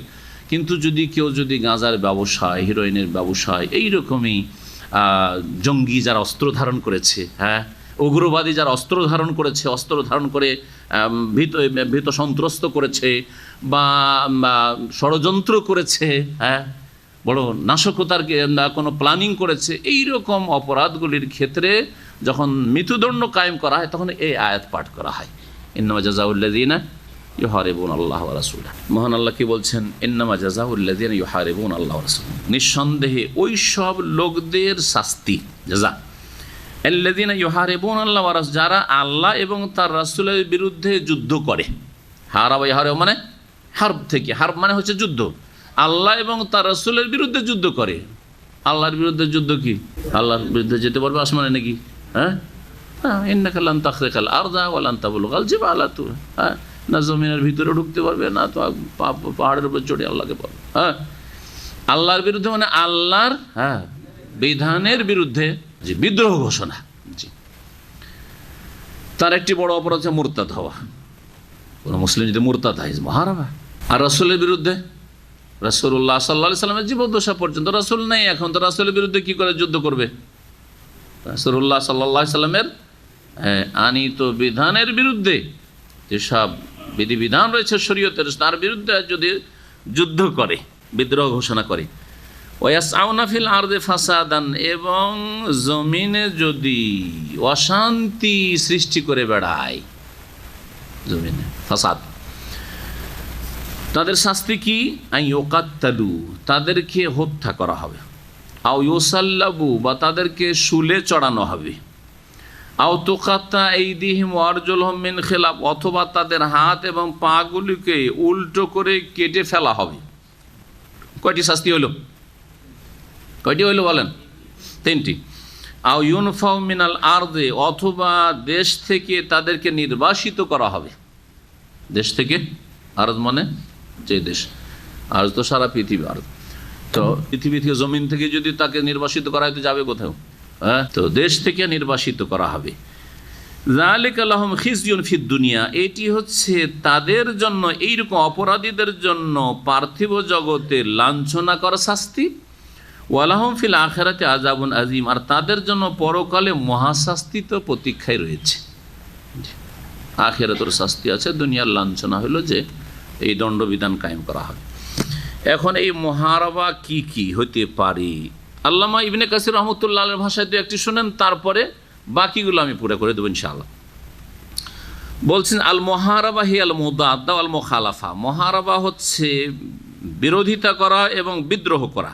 ওয়াহিয়া সাদিকাতুন আলাল কুফর, সেটা কুফুরিকে বলা হয়। তাহলে একজন মুসলিম যদি আল্লাহ দ্রোহিতা মানে কি করে, নাস্তিক হয়ে যায় বা কি করে, মুরতাদ হয়ে যায়। নাস্তিক তো আল্লাহর নেই কথা বলা, কিন্তু নাস্তিক না, সে বলছে আমি নামাজ মানি না, হ্যাঁ ইসলাম মানি না, রোজা মানি না, বুঝা গেছে, যে কোনো রকমের কুফরি করুক, এক কথায় মুরতাদ, যে কোনো হয়ে যদি কি হয়ে যায়, কাফের হয়ে যায়, মুসলিমের সন্তান মুসলিমের ঘরে জন্ম নিয়ে যদি কাফের হয়, ইসলাম বিমুখ, তাকে মুরতাদ বলা হয়। এক ওয়ালাকাত এর তারিকা, ডাকাতি। শোনেন, অনেকেই চিন্তা করেন যে চোরের শাস্তির কথা তো আছে কোরআনে স্পষ্ট, কিন্তু ডাকাত, হ্যাঁ ছিনতাইকারী, জি হ্যাঁ, অনেকেই চিন্তা কল্পনা জল্পনা করেন। বরং একজন কাফের এতরাজ করেছে যে তোমাদের তো ব্যভিচারের শাস্তি আছে, মানে সম্মতির ব্যভিচার, কিন্তু ধর্ষণের শাস্তি কোথায়? দুটো একই তো, কেমন করে হলো? এটা দেখো ধর্ষণ, আজকাল আবার জেনাকে দুই রকম করা হচ্ছে, তাই না? জেনা দুই ভাগে বিভক্ত, একটা হচ্ছে ধর্ষণ মানে হ্যাঁ জেনা বিল জবর, যেটা জবরদস্তি ব্যভিচার, এটা হচ্ছে ধর্ষণ, তাই না? আর যদি সম্মতি থাকে গার্লফ্রেন্ড, তাহলে অধিকাংশ সরকারগুলির কাছে ইল্লাম রাহিমাল্লাহ এটা হচ্ছে কি বৈধ। সেজন্য 5 স্টারে বৈধ, কার লাইসেন্স আছে। পতিতালয় বেশ্যাখানায় হ্যাঁ দেহ ব্যবসা, যৌন ব্যবসা বৈধ, কারণ লাইসেন্স প্রাপ্ত, লাইসেন্স হোল্ডার, তাই না? হ্যাঁ, পার্কে যেসব দেশে স্বাধীনতা আছে পার্কে বৈধ, হ্যাঁ সম্মতি থাকলে হইল, ও চিৎকার না করলেই হইল, হ্যাঁ চেঁচামেচি না করলেই হইল, ঠান্ডা হয়ে গেল অসুবিধা নাই। আউযুবিল্লাহ, এসব মানুষ না ছাগলের চাইতে নিকৃষ্ট, আল্লাহ পাক ভালো জানে।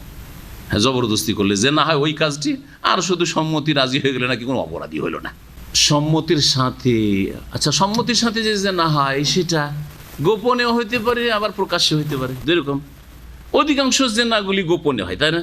লুকিয়ে নির্জনে গোপনের জেনা। আর একটা জেনা হয়তো খোলা কোনো জায়গাতে, হ্যাঁ কোনো মাঠের জমিতে অথবা কোনো জায়গায় পার্কে, একটু বন জঙ্গল দেখে, যেমন আজকাল পার্কগুলি এই কাজের জন্য অধিকাংশ ক্ষেত্রে ব্যবহৃত হচ্ছে, আলহামদুলিল্লাহ, সৌদি আরব ছাড়া, জি। আর পশ্চিমা সভ্যতা যেখানে যত বেশি গ্রাস করতে পারছে সেখানে তত বেশি তো জেনা সব কিছু হয়ে যাচ্ছে। আর বাকি শেষটা অনেক জায়গাতে হচ্ছে, জি হ্যাঁ। আর বাকি তো আল্লাহ আকবার, যারা ওই সব জায়গায় গিয়েছে তারা, যারা আল্লাহ না করে যে যান কোনো মুমিন মানুষ ওই সব জায়গায়, আল্লাহর গজব ওখানে নামতে আছে সবসময়, আল্লাহর গজব। জীবনে একবার ওখান দিয়ে যেতে গিয়ে দেখছি যে সুবহানাল্লাহ, এখানে থামা যাবে না, কারণ ওই সামুদ যে এলাকায় ধ্বংস হয়েছে সেই জায়গায় নবী সাল্লাল্লাহু আলাইহি ওয়াসাল্লাম তাবুকের যুদ্ধে যাচ্ছিলেন, তখন বলেছিলেন যে দেখো তাড়াতাড়ি করো, এখানে আল্লাহর গজব এককালে নেমেছে, আল্লাহর গজবের বকিয়া কিছু থাকতে পারে, এইখানে তোমরা অবস্থান করবে না। কিছু লোক ওখান থেকে পানি নিয়েছিল, পানি ফেলো, আটা সেনে দিয়েছিল, ছাতু সেনে দিয়েছিল খাওয়ার জন্য, বলছে ফেলো, সেই আটাগুলোকে ফেলিয়ে দিয়েছিল, ছাতুও ফেলিয়ে দিয়েছে নবী করিম সাল্লাল্লাহু আলাইহি ওয়াসাল্লাম, কারণ এখানে আল্লাহ পাকের ক্রোধ গজব এখন হইতে আছে। তাহলে ওই জাতি হাজার বছর আগে, কতদিন আগে ধ্বংস হয়েছে, তারপরে আল্লাহর গজব সেখানে হতে আছে। নবী করিম যদি বলেন তো, যেখানে রাত দিন পার্কগুলিতে আল্লাহর গজবের ক্রোধের কাজ হচ্ছে, কত আল্লাহর গজব হচ্ছে, তারপর শখ করে দেখতে যাবে? শখ করে কখনো যাবে না ওইসব জায়গায়, কারণ আল্লাহর গজবের ভাগ আপনার নসিবও আসতে পারে। আবার জেনা গোপনে জেনা করলো, লুকিয়ে, ভয় করে সে লুকিয়ে একবার। আর একটা হচ্ছে খোলা জায়গাতে, মাঠে ঘাটে, অথবা যদিও সম্মতি আছে, সম্মতিরই দুটো ভাগ করলাম। আর একটা হচ্ছে সম্মতি নেই, রাস্তাঘাটে ধরে জবরদস্তি, অথবা যেখানে হোক না কেন জবরদস্তি, জেনা, ব্যভিচার, ধর্ষণ, তিনটেই ইসলামের দৃষ্টিতে জেনা। আর লুকিয়ে জেনা হলেও যদি প্রমাণ হয়ে যায় স্বীকারোক্তির মাধ্যমে, অথবা কিসের মাধ্যমে বিনা বিবাহে গর্ভধারণ করেছে, এটা মেয়েদের ক্ষেত্রে, কিন্তু ছেলেদের ক্ষেত্রে হ্যাঁ 4 সাক্ষীর মাধ্যমে, হ্যাঁ 4 সাক্ষী। এই ক্ষেত্রে জেনা প্রমাণ করার জন্য কি লাগবে? 4 সাক্ষী লাগবে। অন্য কোনো কেসে 4 সাক্ষী লাগে না, 2 সাক্ষী যথেষ্ট। কিন্তু জেনা মান ইজ্জতের কত মর্যাদা ইসলামে আছে যে 3 জন সাক্ষী যদি পেশ করতে পারে, 3 জন বলে, আর তারপরে দেখেছি বলতে হবে, এই নয় যে 2 জনকে একটু গল্প করতে দেখেছিলাম আর সেই জন্য বলে দেন যে হ্যাঁ তারা এই কাজ করেছে, হ্যাঁ 2 জনকে একই রুমে দেখেছিলাম। না, ওই কাজের অবস্থায়, ব্যভিচারের অবস্থায় দেখেছো কিনা 4 জন একসাথে। জি হ্যাঁ, তাহলে জিনা প্রমাণ হবে। বোঝা গেছে? হয় 4 সাক্ষীর মাধ্যমে, নয় স্বীকারোক্তির মাধ্যমে, আর মহিলাদের ক্ষেত্রে বিনা বিবাহে যদি গর্ভধারণ করে। তাহলে এই জেনার শাস্তি কি? গোপনে হোক অথবা প্রকাশ হোক, জেনার শাস্তি সম্মতির সাথে যদি হয়, জেনার শাস্তি কি? বিবাহিত হইলে মৃত্যুদণ্ড, পাথর দিয়ে সংসার করতে হবে, রজম। আর যদি অবিবাহিতা হয় তাহলে মেয়াত জালদা। সূরা নূরের তাফসীরে পড়েছেন। জি, ধর্ষণ, একজন কাফের মুসলিম একজন স্কলারকে প্রশ্ন করছে যে ইসলামে ধর্ষণের অপরাধ বেশি, হ্যাঁ জবরদস্তি করলো তো ওর শাস্তি কোথায়? ওই কাফেরকে বলবেন এই আয়াতে এর শাস্তি। জি হ্যাঁ, ধর্ষণ জবরদস্তি যদি করে, সে বিবাহিত হলেও এই শাস্তি, আর বিবাহিত না হলে এই শাস্তি। বিবাহিত যদি না হইতো আর সম্মতির জেনা হইতো তাহলে মেয়াত জালদা 100 কোড়া, ঠিক না? 100টি বেত্রাঘাত। কিন্তু এই ক্ষেত্রে 100টি বেত্রাঘাত না, যেহেতু জবরদস্তি করেছে সেই জন্য শাসককে অধিকার আছে যে ধর্ষণকারীকে মৃত্যুদণ্ড দেবে যদি অবিবাহিত। জি হ্যাঁ, ওয়ালাকাতি তারিক, ডাকাতি ছিনতাইকারী। তাহলে চুরি আর ডাকাতি আর ছিনতাই, এগুলোতে পার্থক্য কি বুঝতে হবে। তাহলে বুঝেন? বলেন কেউ। চুরি কাকে বলে? চুরির সংজ্ঞা কি? গোপনে, মালিকের অগোচরে, মালিক সামনে নেই, গোপনে যদি নেই তাহলে এটাকে কি বলা হয়? চুরি বলা হয়। যথেষ্ট সংজ্ঞা না, আর কিছু লাগবে হতে। বকরি আপনার চড়ছে মাঠে বা গরু চড়ছে মাঠে, আর ওখানে রাখালো নেই, পাহারাদার নেই, আর ওখান থেকে কেউ চুরি করে নিয়ে গেছে। আর একটা হচ্ছে যে গরুটা আপনার বাড়িতে আছে, বাঁধা আছে, বাড়িতে আছে, বা গরু ছুটে গেছিলো মাঠে ঘাটে, কোথাও পেয়েছে নিয়ে চলে গেছে, ওখান থেকে কোনো মালিক টালিক দেখেন নিয়ে চলে গেছে, ঠিক আছে। আর একটা হচ্ছে গরুটা আপনার বাড়িতে ছিল আর বাড়িতে চোর ঢুকে আপনার ঘুমাচ্ছিল, ওই অবস্থায় নিয়ে গেছে। দুটো একই রকম। আম বা ফল বাড়িতে কেটে নিয়ে এসে রেখেছেন আর বাড়িতে পাহারা দিচ্ছেন আপনারা, ওই সময় ঘুম চলে এসছে, চুরি করে নিয়ে গেছে বাড়ি থেকে। আর হ্যাঁ, ধানের জমি বা আমের বাগান আছে, আমের বাগান থেকে আম পেড়ে নিয়ে গেছে, বা ধানের জমি থেকে কিছু ধান কেটে নিয়ে গেছে। দুটো সমান না, ফোকাহায়ে কেরামদের কাছে সমান না। চুরির ক্ষেত্রে একটি শর্ত তারা লাগিয়েছেন যে চুরি করবে মিন হিরজিন, সুরক্ষিত স্থান থেকে, অরক্ষিত। হ্যাঁ, যদি আবার আম বাগানে আবার যদি পাহারাদার নিযুক্ত থাকে তাহলে সেটা ঠিক আছে, কিন্তু আম বাগানে কোনো পাহারাদার নেই। খেজুরের গাছ আপনার সমুদ্রের বিচে সৌদি আরবে খেজুর গাছ আছে না নেই? আছে না নেই বলেন? খেজুরগুলো পারেন না অনেকে, হ্যাঁ অনেকে পড়েন, অনেকে দ্বিধাদ্বন্দ্ব করেন যে কি জানি হারাম হয় নাকি, পড়বো না। এখন খেজুর যদি এখান থেকে পেড়ে নেই আর তারপরে তখন কেউ ধরে নে বলে, এই খেজুর কেন তুই এখান থেকে পড়লি, তোর চোর হাত কাটবো, চলবে? পাহারাদার নিযুক্ত করো। ফোকাহারা বলছেন হিরজ, সুরক্ষিত স্থান থেকে হইতে হবে। আর একজন খেজুর রেখেছে, বাড়িতে কেটে মেড়ে এনে রেখেছে অথবা স্টোরে রেখেছে, আর ওখানে চোর ঢুকে চুরি করেছে।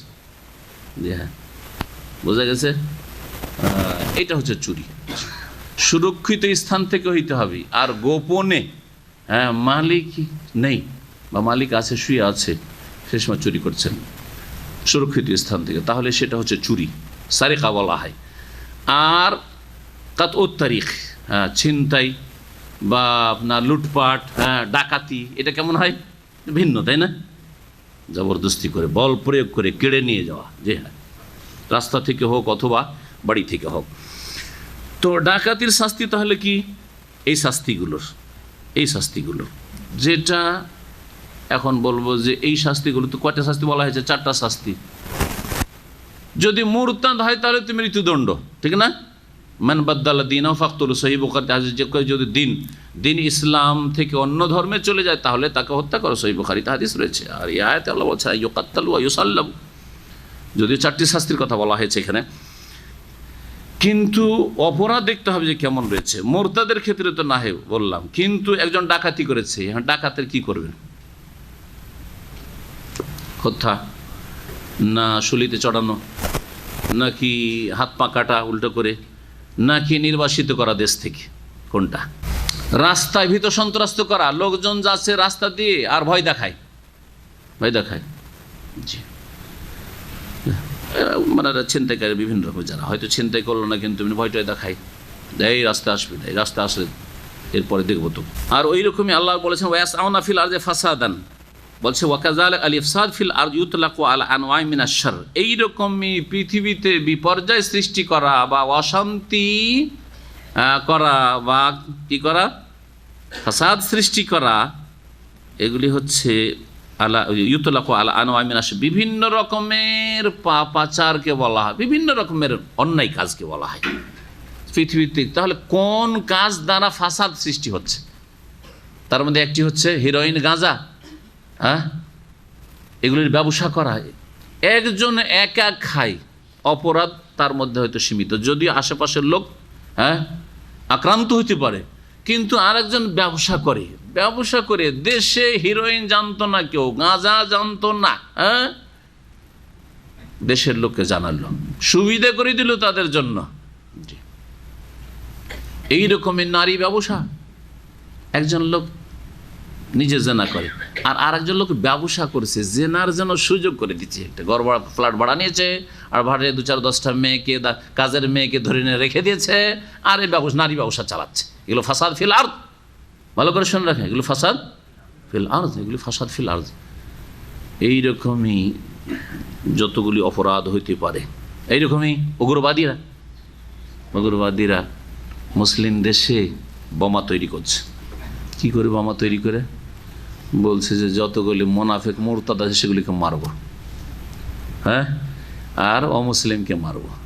এইগুলি কথা না তারা বলে, জজ কাফের, মানব রচিত বিধান তাদের কথাই ইসলামে, আমি বলছি না যে কাফের ডালহারে, তারা বলছে জজ কাফের কারণ মানব রচিত বিধান, হ্যাঁ, উকিল কাফের মারো, শাসক কাফের মারো, বলছে না উগ্রবাদীরা, জঙ্গিরা মারার জন্য কি করছে? বোমা তৈরি করছে, হ্যাঁ, বোমা তৈরির মাল ম্যাটেরিয়াল নিয়ে আসছে। এই ধরনের যতগুলি অপরাধ হইতে পারে সবগুলি এই আয়াতের অন্তর্ভুক্ত, এই শাস্তিগুলি তাদের জন্য। সুতরাং যে কোনো মুসলিম সরকার গুনাহগার হোক, আমি বলছেন যে সরকারকে আল্লাহওয়ালা হইতে হবে তাহলে দণ্ডবিধান কায়েম করবে, সরকার বার হোক, নেক হোক, অথবা ফাজের গুনাহগার হোক, পাপিষ্ট হোক, কিন্তু মুসলিম সরকার তার অধিকার আছে এই কোরআনী আইনের বাস্তবায়নের, বরং তার উপরে ফরজ শুধু অধিকার নেই, তার ফরজ কোরআনী আইনের বাস্তবায়ন করবে সকলের ক্ষেত্রে। এই ধরনের যেগুলি অপরাধ রয়েছে এই অপরাধের ক্ষেত্রে এবং অপরাধীদের ক্ষেত্রে এই দণ্ডবিধানের বাস্তবায়ন করবে। অধিকাংশ ওলামারা বলছেন যে শাসককে এখতিয়ার আল্লাহ দিয়েছেন, অথবা করে আল্লাহ পাক কি করেছেন? তাদেরকে এখতিয়ার দিয়েছেন। তাহলে দেশের যে শাসক হবে, যখন যে শাসক থাকবে, সেই শাসক যদি দেখে যে এই অপরাধের জন্য এই অপরাধীকে কি করতে হয়? শুলে চড়াইতে হয়, তো শুলে চড়াবে। যদি মনে করে একে হত্যা করতে হবে তো হত্যা করতে হবে, যদি সিদ্ধান্ত হয় সরকারের। তাহলে যদি দেখে যান না একে হত্যা করব না, এই অপরাধের জন্য এর হাত কেটে দেব, পা কেটে দেব, ডান হাত কাটলে বাম পা আর বাম হাত কাটলে ডান পা, এইভাবে উল্টো করে মিন খেলাফ, বিপরীত দিক থেকে সেটা করবে সরকার মনে করলে। যদি মনে করে এই অপরাধের জন্য বা অপরাধীর ক্ষেত্রে কি করব? দেশ থেকে নির্বাসিত করব, তাতেই উদ্দেশ্য কি শাসকের এটা জানতে হবে। উদ্দেশ্যটা কি? এই দণ্ডবিধানের উদ্দেশ্যটা কি? এটা বুঝতে পারলে সব বুঝে যাবেন। অপরাধকে নির্মূল করা, অপরাধীদের সংখ্যা কমাইতে হবে, তারা ভালো হয়ে যাক, অথবা যদি মৃত্যুদণ্ডের মাধ্যমে কমুক দেশ থেকে অপরাধকে দেশ থেকে নির্মূল করা।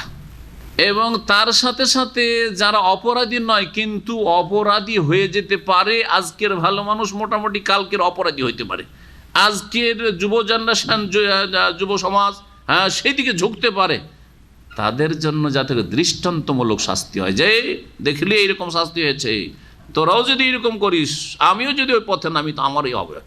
যে এ হচ্ছে উদ্দেশ্য। এই উদ্দেশ্যে দণ্ডবিধান কায়েম করবে। এখন দেশ থেকে নির্বাসনের যে বিষয়টি রয়েছে, যুগের আবর্তন বিবর্তনে সেটা পরিবর্তন ঘটতে পারে বা সেটা রূপ পরিবর্তন হতে পারে। কেমন কথা? আজকাল দেশ থেকে যদি তাড়িয়ে দেওয়া হয় কোনো অপরাধীকে, বাংলাদেশে অপরাধ করলো, দিলেন তাড়িয়ে ভারতে, হ্যাঁ, তসলিমা নাসরিন ভারতে আশ্রয় নিয়ে আছে। বাংলাদেশে থেকে যে অপরাধ করতে পারতো তার চেয়ে বেশি অপরাধের জন্য স্বাধীনতা পেয়েছে না পায়নি? পেয়েছে না পায়নি? হ্যাঁ, তাহলে লাভ নেই। দেশ থেকে নির্বাসিত করে লাভ আছে? দেশ থেকে নির্বাসিত করার আর একটা তরিকা হচ্ছে যে ন্যাশনালিটি ক্যান্সেল করে দাও, যেটা অনেক দেশ আজকাল করে থাকে। জি হ্যাঁ, যদি শাসক মনে করে করব, কিন্তু সেটা তো মাসলেহাত দেখতে হবে। এর ন্যাশনালিটি নাগরিকত্ব ক্যান্সেল করে দিয়ে উদ্দেশ্যটা কি? যদি সংশোধন, ওর সংশোধন অথবা বাকি লোকগুলিকে ঠিক করা, সোজা করা, যেগুলো বাঁকা হইতে যাচ্ছে, ফায়দা আছে, তাহলে ঠিক আছে। এক যুগে হয়তো ফায়দা ছিল, কিন্তু এখন ফায়দা নেই। ন্যাশনালিটি ক্যান্সেল করবেন, কাফের ইহুদি নাসারা বসে আছে, হ্যাঁ, তাদেরকে গ্রিন কার্ড দেওয়ার জন্য। যা আসো, তোমার দেশে তুমি নির্যাতিত, ইসলামের বিরুদ্ধে বলেছে সেই জন্য নির্যাতিত, ইসলামের খিদমতে বলে যদি মৃত্যুদণ্ড হইতো তাহলে নির্যাতিত বলতো না, কুফরি শক্তি, বুঝছেন না? জি হ্যাঁ, তো তুমি ওখানে নির্যাতিত, সুতরাং এসো, তোমাকে রাজনৈতিক আশ্রয়, আজকাল বলা হচ্ছে একটা রাজনৈতিক আশ্রয়, বুঝলেন তো? রাজনৈতিক আশ্রয় দিচ্ছি, আর ওখানে ওকে তৈরি করছে যে তোমার দেশের বিরুদ্ধে, ইসলামের বিরুদ্ধে, মুসলিমের বিরুদ্ধে কি করতে হয়, বসে বসে এখানে প্ল্যানিং তৈরি করা আমাদের দেশে বসে। যেমন ফ্রান্সে খোমেনিকে বসে বসে প্রস্তুত করেছে যে কেমন করে ফাসাদ সৃষ্টি করতে হবে আর কেমন করে মক্কা মদিনা দখল করতে হবে, প্ল্যান করো বসে বসে। ফ্রান্স সারা জীবন ফ্রান্সে বসে বসে নির্বাসনে এই কাজই করিয়েছে ইহুদি নাসারাকে দিয়ে। জি জি, আর সেই খোমেনিকে এক শ্রেণীর মূর্খ বক্তারা বলে ইমাম খোমেনি, বক্তা বলে শুধু ভুল হবে। জি, কিছুই জানে না এরা, কিছুই জানে না। আস্তাগফিরুল্লাহ। তাহলে বুঝতে পারলেন যে ন্যাশনালিটি কেটে দেওয়া অথবা নির্বাসিত করে দেওয়াতে ফায়দা কোনো যুগে হয়তো আছে, কোনো যুগে নেই, কোনো সময় আছে, কোনো পরিস্থিতি আছে, কোনো পরিস্থিতি নেই। যখন দেখবে যে কোথাও আশ্রয় পাবে না, তখন সোজা হয়ে আসবে, সংশোধন করবে, তাহলে ঠিক আছে। আর যদি দেখা যায় না না আরও ভালো সুযোগ পেয়ে যাবে, বেটার চান্স পেয়ে যাবে, তাহলে না, এগুলো করা চলবে না। তখন কি করতে হবে? একটা যুগ ছিল নির্বাসনের, যে কোনো দ্বীপে, যেমন ইংরেজ জালেমরা মুসলিম স্বাধীনতাকামীদেরকে, এখানে স্বাধীনতার কথা যখন আসলো, দেখেন একটি কাজকে একদল স্বাধীনতা আন্দোলন বলছে, আর এক দল বলছে সেটাকে কি জঙ্গিবাদ বলছে, সন্ত্রাস বলছে, বলছে না? ভারত, পাকিস্তান, বাংলা, তখন একটি ভারত ছিল। ভারতের মুসলিম হিন্দু সকলে মিলে ভারত স্বাধীন করার যখন আন্দোলন চালাচ্ছিল, তখন ইংরেজদের কাছে তারা কি ছিল? সন্ত্রাসী ছিল। কিন্তু আপনি কি বলবেন যে 47-এর আগে যে আন্দোলন হয়েছে 1757 থেকে শুরু করে, বলো 1757-তে মোগলদের সূর্য অস্তমিত হয়েছে। জি, এই তখন থেকে শুরু করে 1947 পর্যন্ত 190 বছর, সুবহানাল্লাহ, ইংরেজরা ভারত দখল করে থেকেছে। এই 200 বছর, প্রায় 200 বছরে মুসলিমরা তাদের কাছে সবচাইতে বড় কি ছিল? সন্ত্রাসী এবং জঙ্গি ছিল। কিন্তু তারা নিজের দেশ, নিজের রাজত্ব স্বাধীন করার জন্য আন্দোলন করেছে। তারা তখন তাদের ভাষায় মুজাহিদিন ছিলেন, ঠিক না? জি হ্যাঁ। 71-এ যারা বাংলাদেশ স্বাধীন করেছেন, তারা বাঙালির নজরে তারা কি মুক্তিযোদ্ধা, মাশাআল্লাহ, মুক্তিযোদ্ধা। কিন্তু পাকিস্তানিদের নজরে তারা সন্ত্রাসী ছিল, বিদ্রোহী ছিল না? সন্ত্রাসী ছিল। তাহলে আপনাকে বুঝতে হবে যে সন্ত্রাস আসলে কি। সন্ত্রাস, এই জন্য সন্ত্রাস কখন অন্যায়ভাবে যখন আপনি কাউকে ভীত সন্ত্রাস্ত করবেন, তখন সেটা সন্ত্রাস। আর যদি ন্যায্য অধিকারের জন্য করতে হয়, সেটা সন্ত্রাস নয়। সেটা তাওরাতের বিধানেও ছিল। গত সপ্তাহে শুনেছিল না, বাইতুল মুকাদ্দাসে যাওয়ার জন্য জিহাদ ফরজ করা হয়নি তাদের ওপর, না সেটাও সন্ত্রাস ছিল? মুসা আলাইহিস সালাম বলা হয় যাও, তাদেরকে জিহাদ করতে বলো, না আমরা যাব না, মুসা তুমি যাও, তুমি করো, তুমি জিহাদ করো, আমরা এখানে বসে আছি তামাশা দেখব। অধিকাংশ ওলামায়ে কেরামরা বলছেন যে শাসক দেখবে যে কোন অপরাধীকে কি ধরনের শাস্তি দেওয়া যায়, এটা হচ্ছে অধিকাংশ ওলামাদের মত। আর আরেক দল বলছেন যে অপরাধ যখন বেশি হবে তখন শক্ত শাস্তিটা, যেমন কেউ যদি কুফরি করে আর তার সাথে খুনও করে, মুরতাদও হয়েছে আর খুনও করেছে, তখন শুলে চড়ানো হবে। আর লুটপাটও করেছে, এরকম 3টি অপরাধ হয়তো করেছে।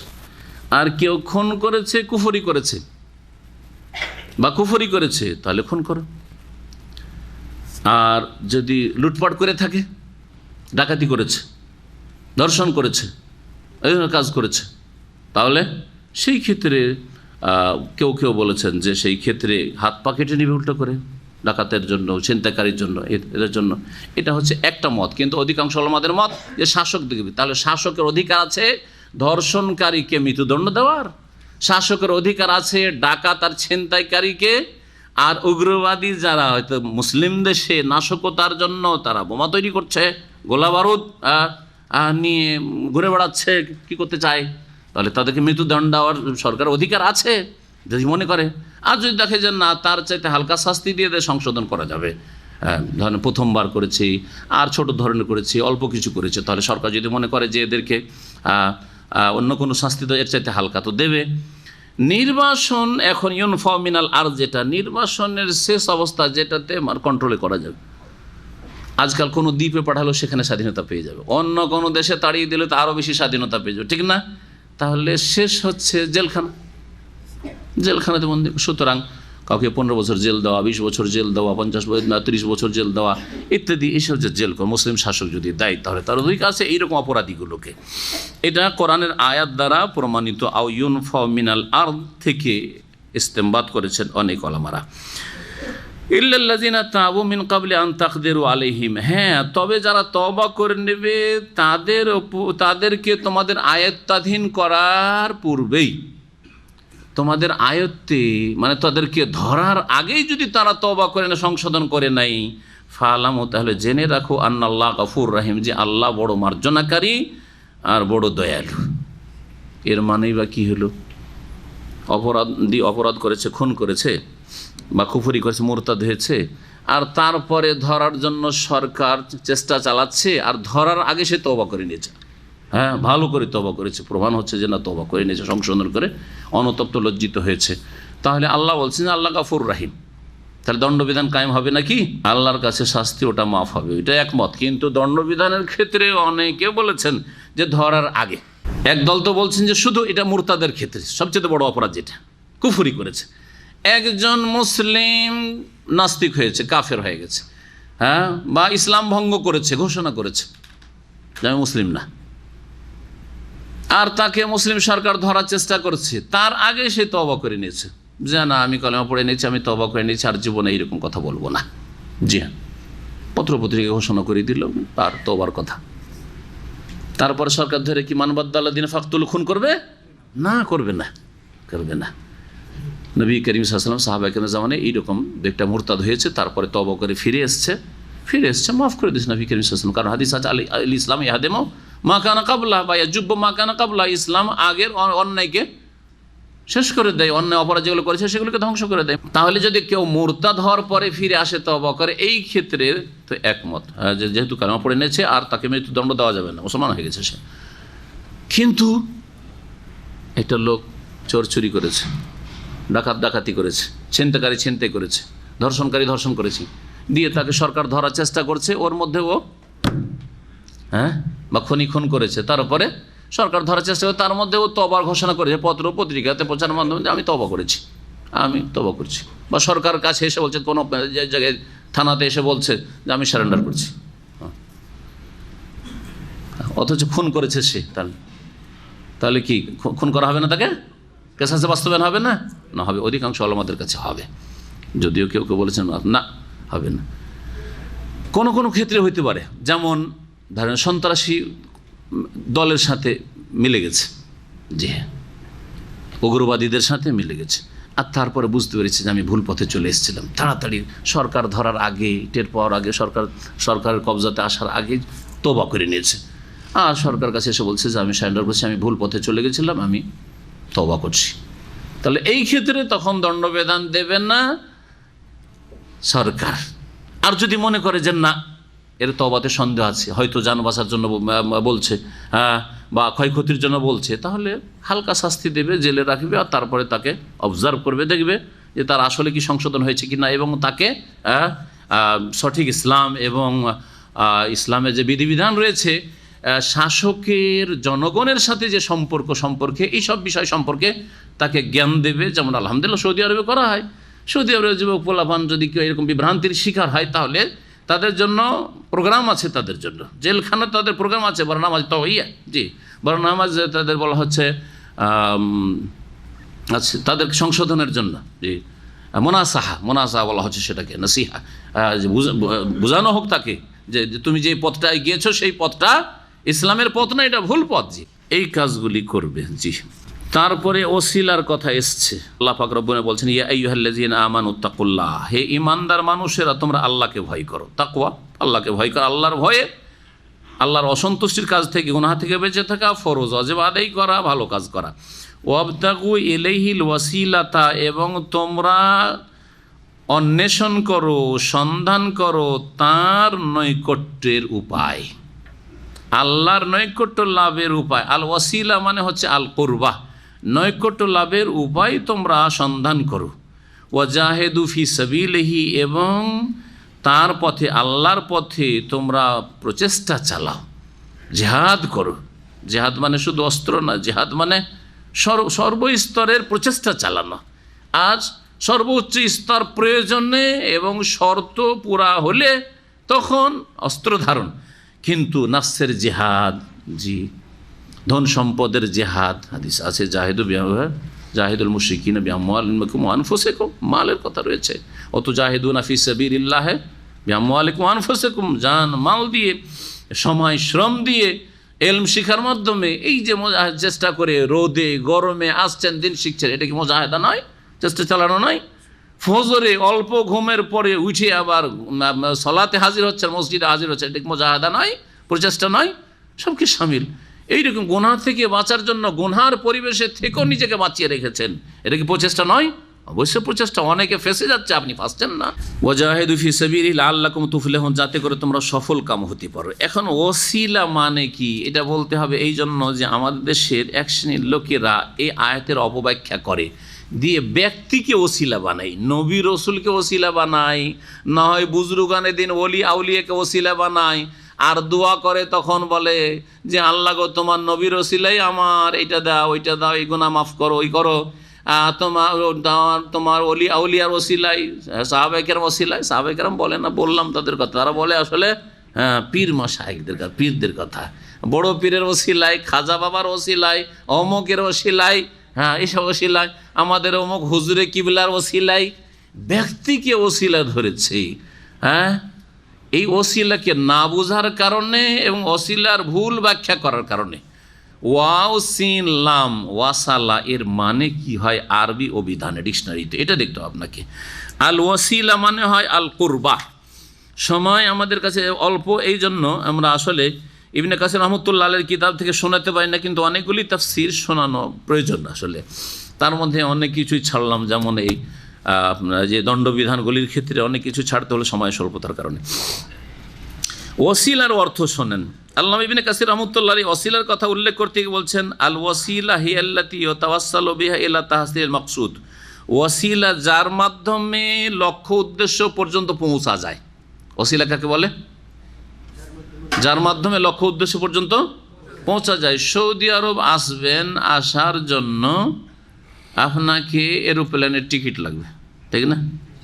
যে ভিসা লাগবে, একটা পাসপোর্ট লাগবে, এগুলো হচ্ছে আপনার সৌদি আরব বিদেশ আসার ওসিলা। জি এটা হচ্ছে সংজ্ঞা। ওসিলার শাব্দিক অর্থ থেকে শুরু করি, শাব্দিক অর্থ বলি।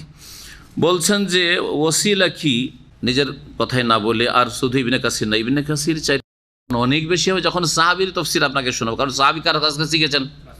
স্বয়ং রাসূলুল্লাহ সাল্লাল্লাহু আলাইহি ওয়াসাল্লামের তফসির। কারণ সাহাবী নবী ছাড়া আর কারো কাছে শিখেননি, নবীর কাছে শিখেছেন অধিকাংশ বিষয়গুলি। আর না হলেও তার চাইতে সিনিয়র সাহাবায়ে কেরাম থেকে শিখেছেন, যেই সাহাবী রাসূলুল্লাহর কাছে শিখেছেন। ইবনে আব্বাস রাদিয়াল্লাহু তাআলা আনহুমা থেকে বর্ণিত, তিনি বলছেন আইল কুরবা, ওসিলা হচ্ছে আল কুরবা, নৈকট্য। ওসিলা মানে কি? ওয়াও সিন লাম মানে হচ্ছে নৈকট্য। তো ওয়াবতাগু ইলাইহি, আল্লাহর কাছে পৌঁছার জন্য কি করো? সন্ধান করো, ইবতেগা মানে সন্ধান করা, তলাশ করো। হ্যাঁ, আল ওয়াসিলা মানে নৈকট্য লাভের উপায়, নৈকট্য তলাশ করো। এখন নৈকট্য কি, আল্লাহর নৈকট্য লাভের উপায় কি, এটা আপনাকে কোরআন হাদিস থেকে জানতে হবে। আর আল্লাহর নৈকট্য লাভের উপায় কোনো ব্যক্তি না ঈমান আমল? আপনি মনে করছেন যে আপনার চাইতে পরেজগার মাশাআল্লাহ অন্য কোনো ভাইয়ের কথা বলি, কারণ আমরা গুনাহগার ভাই, আমাদের ভাই মাশাআল্লাহ দাড়ি খেজাব লাগানো আছে, দাড়ি পেকে গেছে, আমাদের চাইতে সিনিয়র, ঠিক না? উনি মাশাআল্লাহ নেক, আল্লাহর নেক বান্দা ধরে নেন।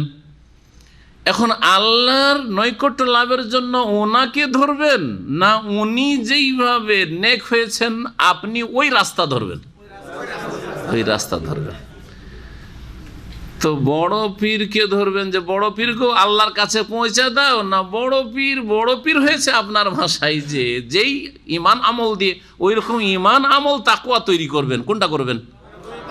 হ্যাঁ, কোনো ব্যক্তিকে ধরে আল্লাহর কাছে যাওয়া যায় না, এই সিস্টেমটা আল্লাহর কাছে নেই, আল্লাহর বিচারে নেই।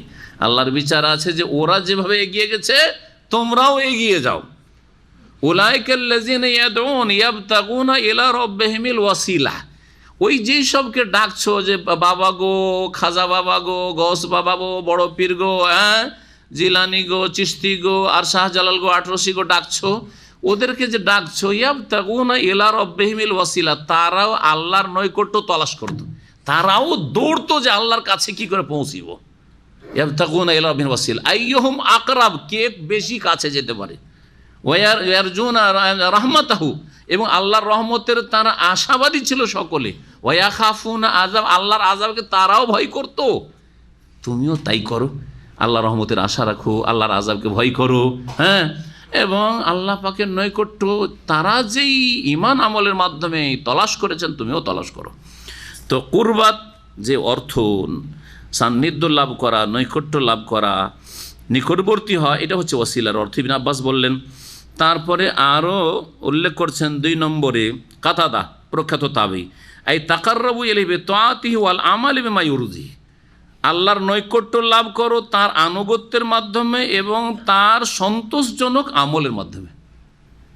আল্লাহ পাক যেসব আমলে সন্তুষ্ট হন ওই রকম আমল দ্বারা, যেসব আমলে আল্লাহ রাজি হবেন। ওসিলার একটি যেটা সঙ্গে বললাম যে যার মাধ্যমে যেসব কর্মের মাধ্যমে লক্ষ্য উদ্দেশ্য পর্যন্ত পৌঁছা যায়। ওসিলার আর একটি অর্থ রয়েছে নবী সাল্লাল্লাহু আলাইহি ওয়াসাল্লামের একটি দুয়াই, আজানের পরে দোয়া, তাই না? আজানের পরে যে দোয়া পড়েন, দোয়া মুখস্থ আছে, আল্লাহুম্মা রাব্বা হাযিহি আদ-দাওয়া আত-তাম্মা ওয়াস-সালাতিল কায়েমা আতে মোহাম্মদ। গোটা দোয়া তর্জমা না করে শেষখানে করি কারণ সময় অল্প। আতে মোহাম্মদ আনিল ওয়াসিলা, আপনি আজানের পর হে আল্লাহ তুমি মোহাম্মদ সাল্লাল্লাহু আলাইহি ওয়াসাল্লামকে ওয়াসিলা দাও। আতে মোহাম্মদকে দান করো তুমি, আল ওয়াসিলা। তো ওয়াসিলা মানে যদি এই পীর বুজুর্গ হয় তাহলে কি তর্জমা হবে? আল্লাহ মোহাম্মদকে বড় পীর দাও নাকি বলেন? আল্লাহ মোহাম্মদকে রশিদ আহমদ গঙ্গোহী দাও, এটা হবে নাকি? আস্তাগফিরুল্লাহ। কিভাবে মানুষ কানাকে হাইকোর্ট দেখাচ্ছে, মানে ইসলাম তো বুঝে না, আরবি ভাষাও বুঝে না, ধোকাজি। ওসিলা মানে পীর ধরো, ওসিলা মানে পীর ধরো, ওসিলা মানে দোয়াতে ওসিলা ধরো, কোনো ব্যক্তির নাম বলো, দোহাই দিয়ে আল্লাহর কাছে যাও, আল্লাহর কাছে দোয়া কবুল করো না। আতে মোহাম্মদ আইন ওয়াসিলা, আল্লাহ মোহাম্মদকে ওসিলা, তাহলে ওসিলা কোনো একটি বস্তু আছে, বিষয় আছে যেটা মোহাম্মদকে দান করো সাল্লাল্লাহু আলাইহি ওয়াসাল্লাম। ওয়াল ফজিলা, এবং মর্যাদা ফজিল দান করো। ওয়াবাসু মাকামা মাহমুদা, এবং প্রশংসিত স্থানে তাকে পৌঁছিয়ে দাও। জি, আল্লাযী ওয়াদা, যার ওয়াদা তুমি করেছো। এখন এই নবী সাল্লাল্লাহু আলাইহি ওয়াসাল্লামকে যে ওসিলা দেওয়া হবে সেই ওসিলা হচ্ছে আরেকটি ওসিলা, সেটা বলছেন ওয়াল ওয়াসিলাতু আইযান আলামুন আলা আলা মানজিলাতিন ফিল জান্নাহ, জান্নাতের সবচেয়ে উচ্চ স্থানের নাম হচ্ছে ওসিলা। মুহাম্মদকে ওসিলা দাও মানে জান্নাতের সবচাইতে উঁচু স্থান দাও, সবচেয়ে উচ্চ মর্যাদা দান করো। এই জন্য নবী করিম সাল্লাল্লাহু আলাইহি ওয়াসাল্লাম বলছেন মান কালা হিনা ইয়াসমাউন নিদা, যখন কেউ আজান শুনবে আর বলবে আল্লাহুম্মা রাব্বা হাযিহি দাওয়াতি তাম্মা ওয়াস সালাতিল কায়েমা আতি মুহাম্মাদিল ওয়াসিলাতুল ফাযিলা ওয়া বাসু মাকামাম মাহমুদ আল্লাযী ওয়াদতা ইল্লা হাল্লাত লাহু শাফাআতু ইয়াউমাল কিয়ামাহ, তার জন্য নবী সাল্লাল্লাহু আলাইহি ওয়াসাল্লামের শাফাআত অবধারিত হয়ে যাবে, ফরজ হয়ে যাবে। জি হ্যাঁ, তো ওসিলা মানে কোনো ব্যক্তি ধরন নাই, ওসিলা মানে যখন মাধ্যম, তো আল্লাহর কাছাকাছি যাওয়ার মাধ্যম কি? যে যত ঈমান ভালো করবেন তত আল্লাহর কাছে যাবেন, যে যত আমল বেশি করবেন আর কোয়ালিটি ভালো করবেন সে তত আল্লাহর কাছে যাবেন। ধরেন একজন লোকের ঈমান ঠিক আছে, মানে তাওহীদ ঠিক আছে, কিন্তু ভিতরে হিংসা বিদ্বেষ, কলবে কিছু ভালো জিনিসও আছে, ঈমান বিশ্বাসও আছে, আর কলবে হিংসাও আছে, বিদ্বেষও আছে। আর আরেকজনের কলবে ঈমান যেমন আছে তেমনি দিল খোলাসা, কারো ওপর কোনো আক্রোশ নেই, শত্রুতা নেই, হিংসা নেই, বিদ্বেষ নেই। দুটি সমান না? কেউ আগে পিছিয়ে আছে? অনেক আগে পিছিয়ে। আমলের ক্ষেত্রে একজন লোক 5 ওয়াক্ত নামাজ পড়ে, ফরজ নামাজ ছাড়ে না, আর একজন লোক 5 ওয়াক্ত নামাজ পড়ে, তাহাজ্জুদও পড়ে। একজন এগিয়ে আছে না নেই? আর একজন সালাতুদ দুহাও পড়ে, এগিয়ে আছে না নেই? একজন লোক শুধু রমজান মাসে রোজা রাখে, আরাফা রাখেনি, আর একজন লোক আরাফা রেখেছে আবার আশুরা রাখবে, সমান? এগুলো আমল হচ্ছে আল্লাহর কাছে যাওয়ার ওসিলা। জি, ওসিলা হচ্ছে ঈমান এবং আমল সালেহ। সিঁড়ি দিয়ে বুঝায়, ধোকা দেয় মূর্খ বেদাতি বক্তারা, যে হ্যাঁ ওপরে উঠলে সিঁড়ি লাগে, আল্লাহর কাছে যেতে সিঁড়ি লাগবে না, আর সিঁড়ি হচ্ছে পীর। সিঁড়ি পীর না, সিঁড়ি হচ্ছে ঈমান এবং আমল। সিঁড়ি হচ্ছে কি? ঈমান এবং আমল। তারা ভুল সিঁড়িতে চড়েছে, ভুল সিঁড়িতে যদি চড়েন তাহলে ভুল জায়গায় পৌঁছবেন না? হ্যাঁ, ওরা ভুল জায়গায় চড়েছে, সুতরাং পৌঁছে যাবে জাহান্নামে। আর সহি জায়গায় আপনি ঈমান আমলের সিঁড়িতে চড়েন, জান্নাতে পৌঁছে যাবেন। সময় শেষ প্রায়, এখন আয়াতের বাকি অংশটা শেষ করি। আয়াত নম্বর কত? 34, তাই না?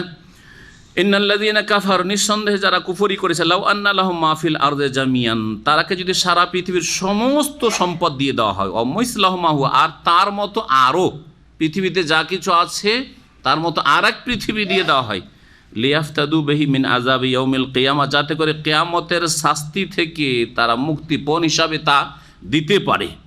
যদি আল্লাহ দিয়ে দেন প্রত্যেক অপরাধীকে, যে তোকে জমিন আসমান দিয়ে দিলাম, আর সমস্ত সম্পদ দিয়ে দিলাম, আর ডবল দ্বিগুণ জমিন আসমান দিয়ে দিলাম, আর তা যদি আল্লাহর আযাব থেকে রক্ষা পাওয়ার জন্য বিচার দিবসে হাসর মাঠে পেশ করে, মা তুকুব্বিলা মিনহুম, তবুও তার কাছ থেকে তা গ্রহণ করা হবে না, ওয়ালাহুম আযাবুন আলীম, এবং তাদের জন্য মর্মান্তিক শাস্তি রয়েছে। এখানে আজকে তাফসীর শেষ করছি। ওয়া সাল্লাল্লাহু ওয়া সাল্লামা আলা নবিয়িনা মুহাম্মদ ওয়া আলা আলিহি ওয়া সাহবিহি আজমাইন।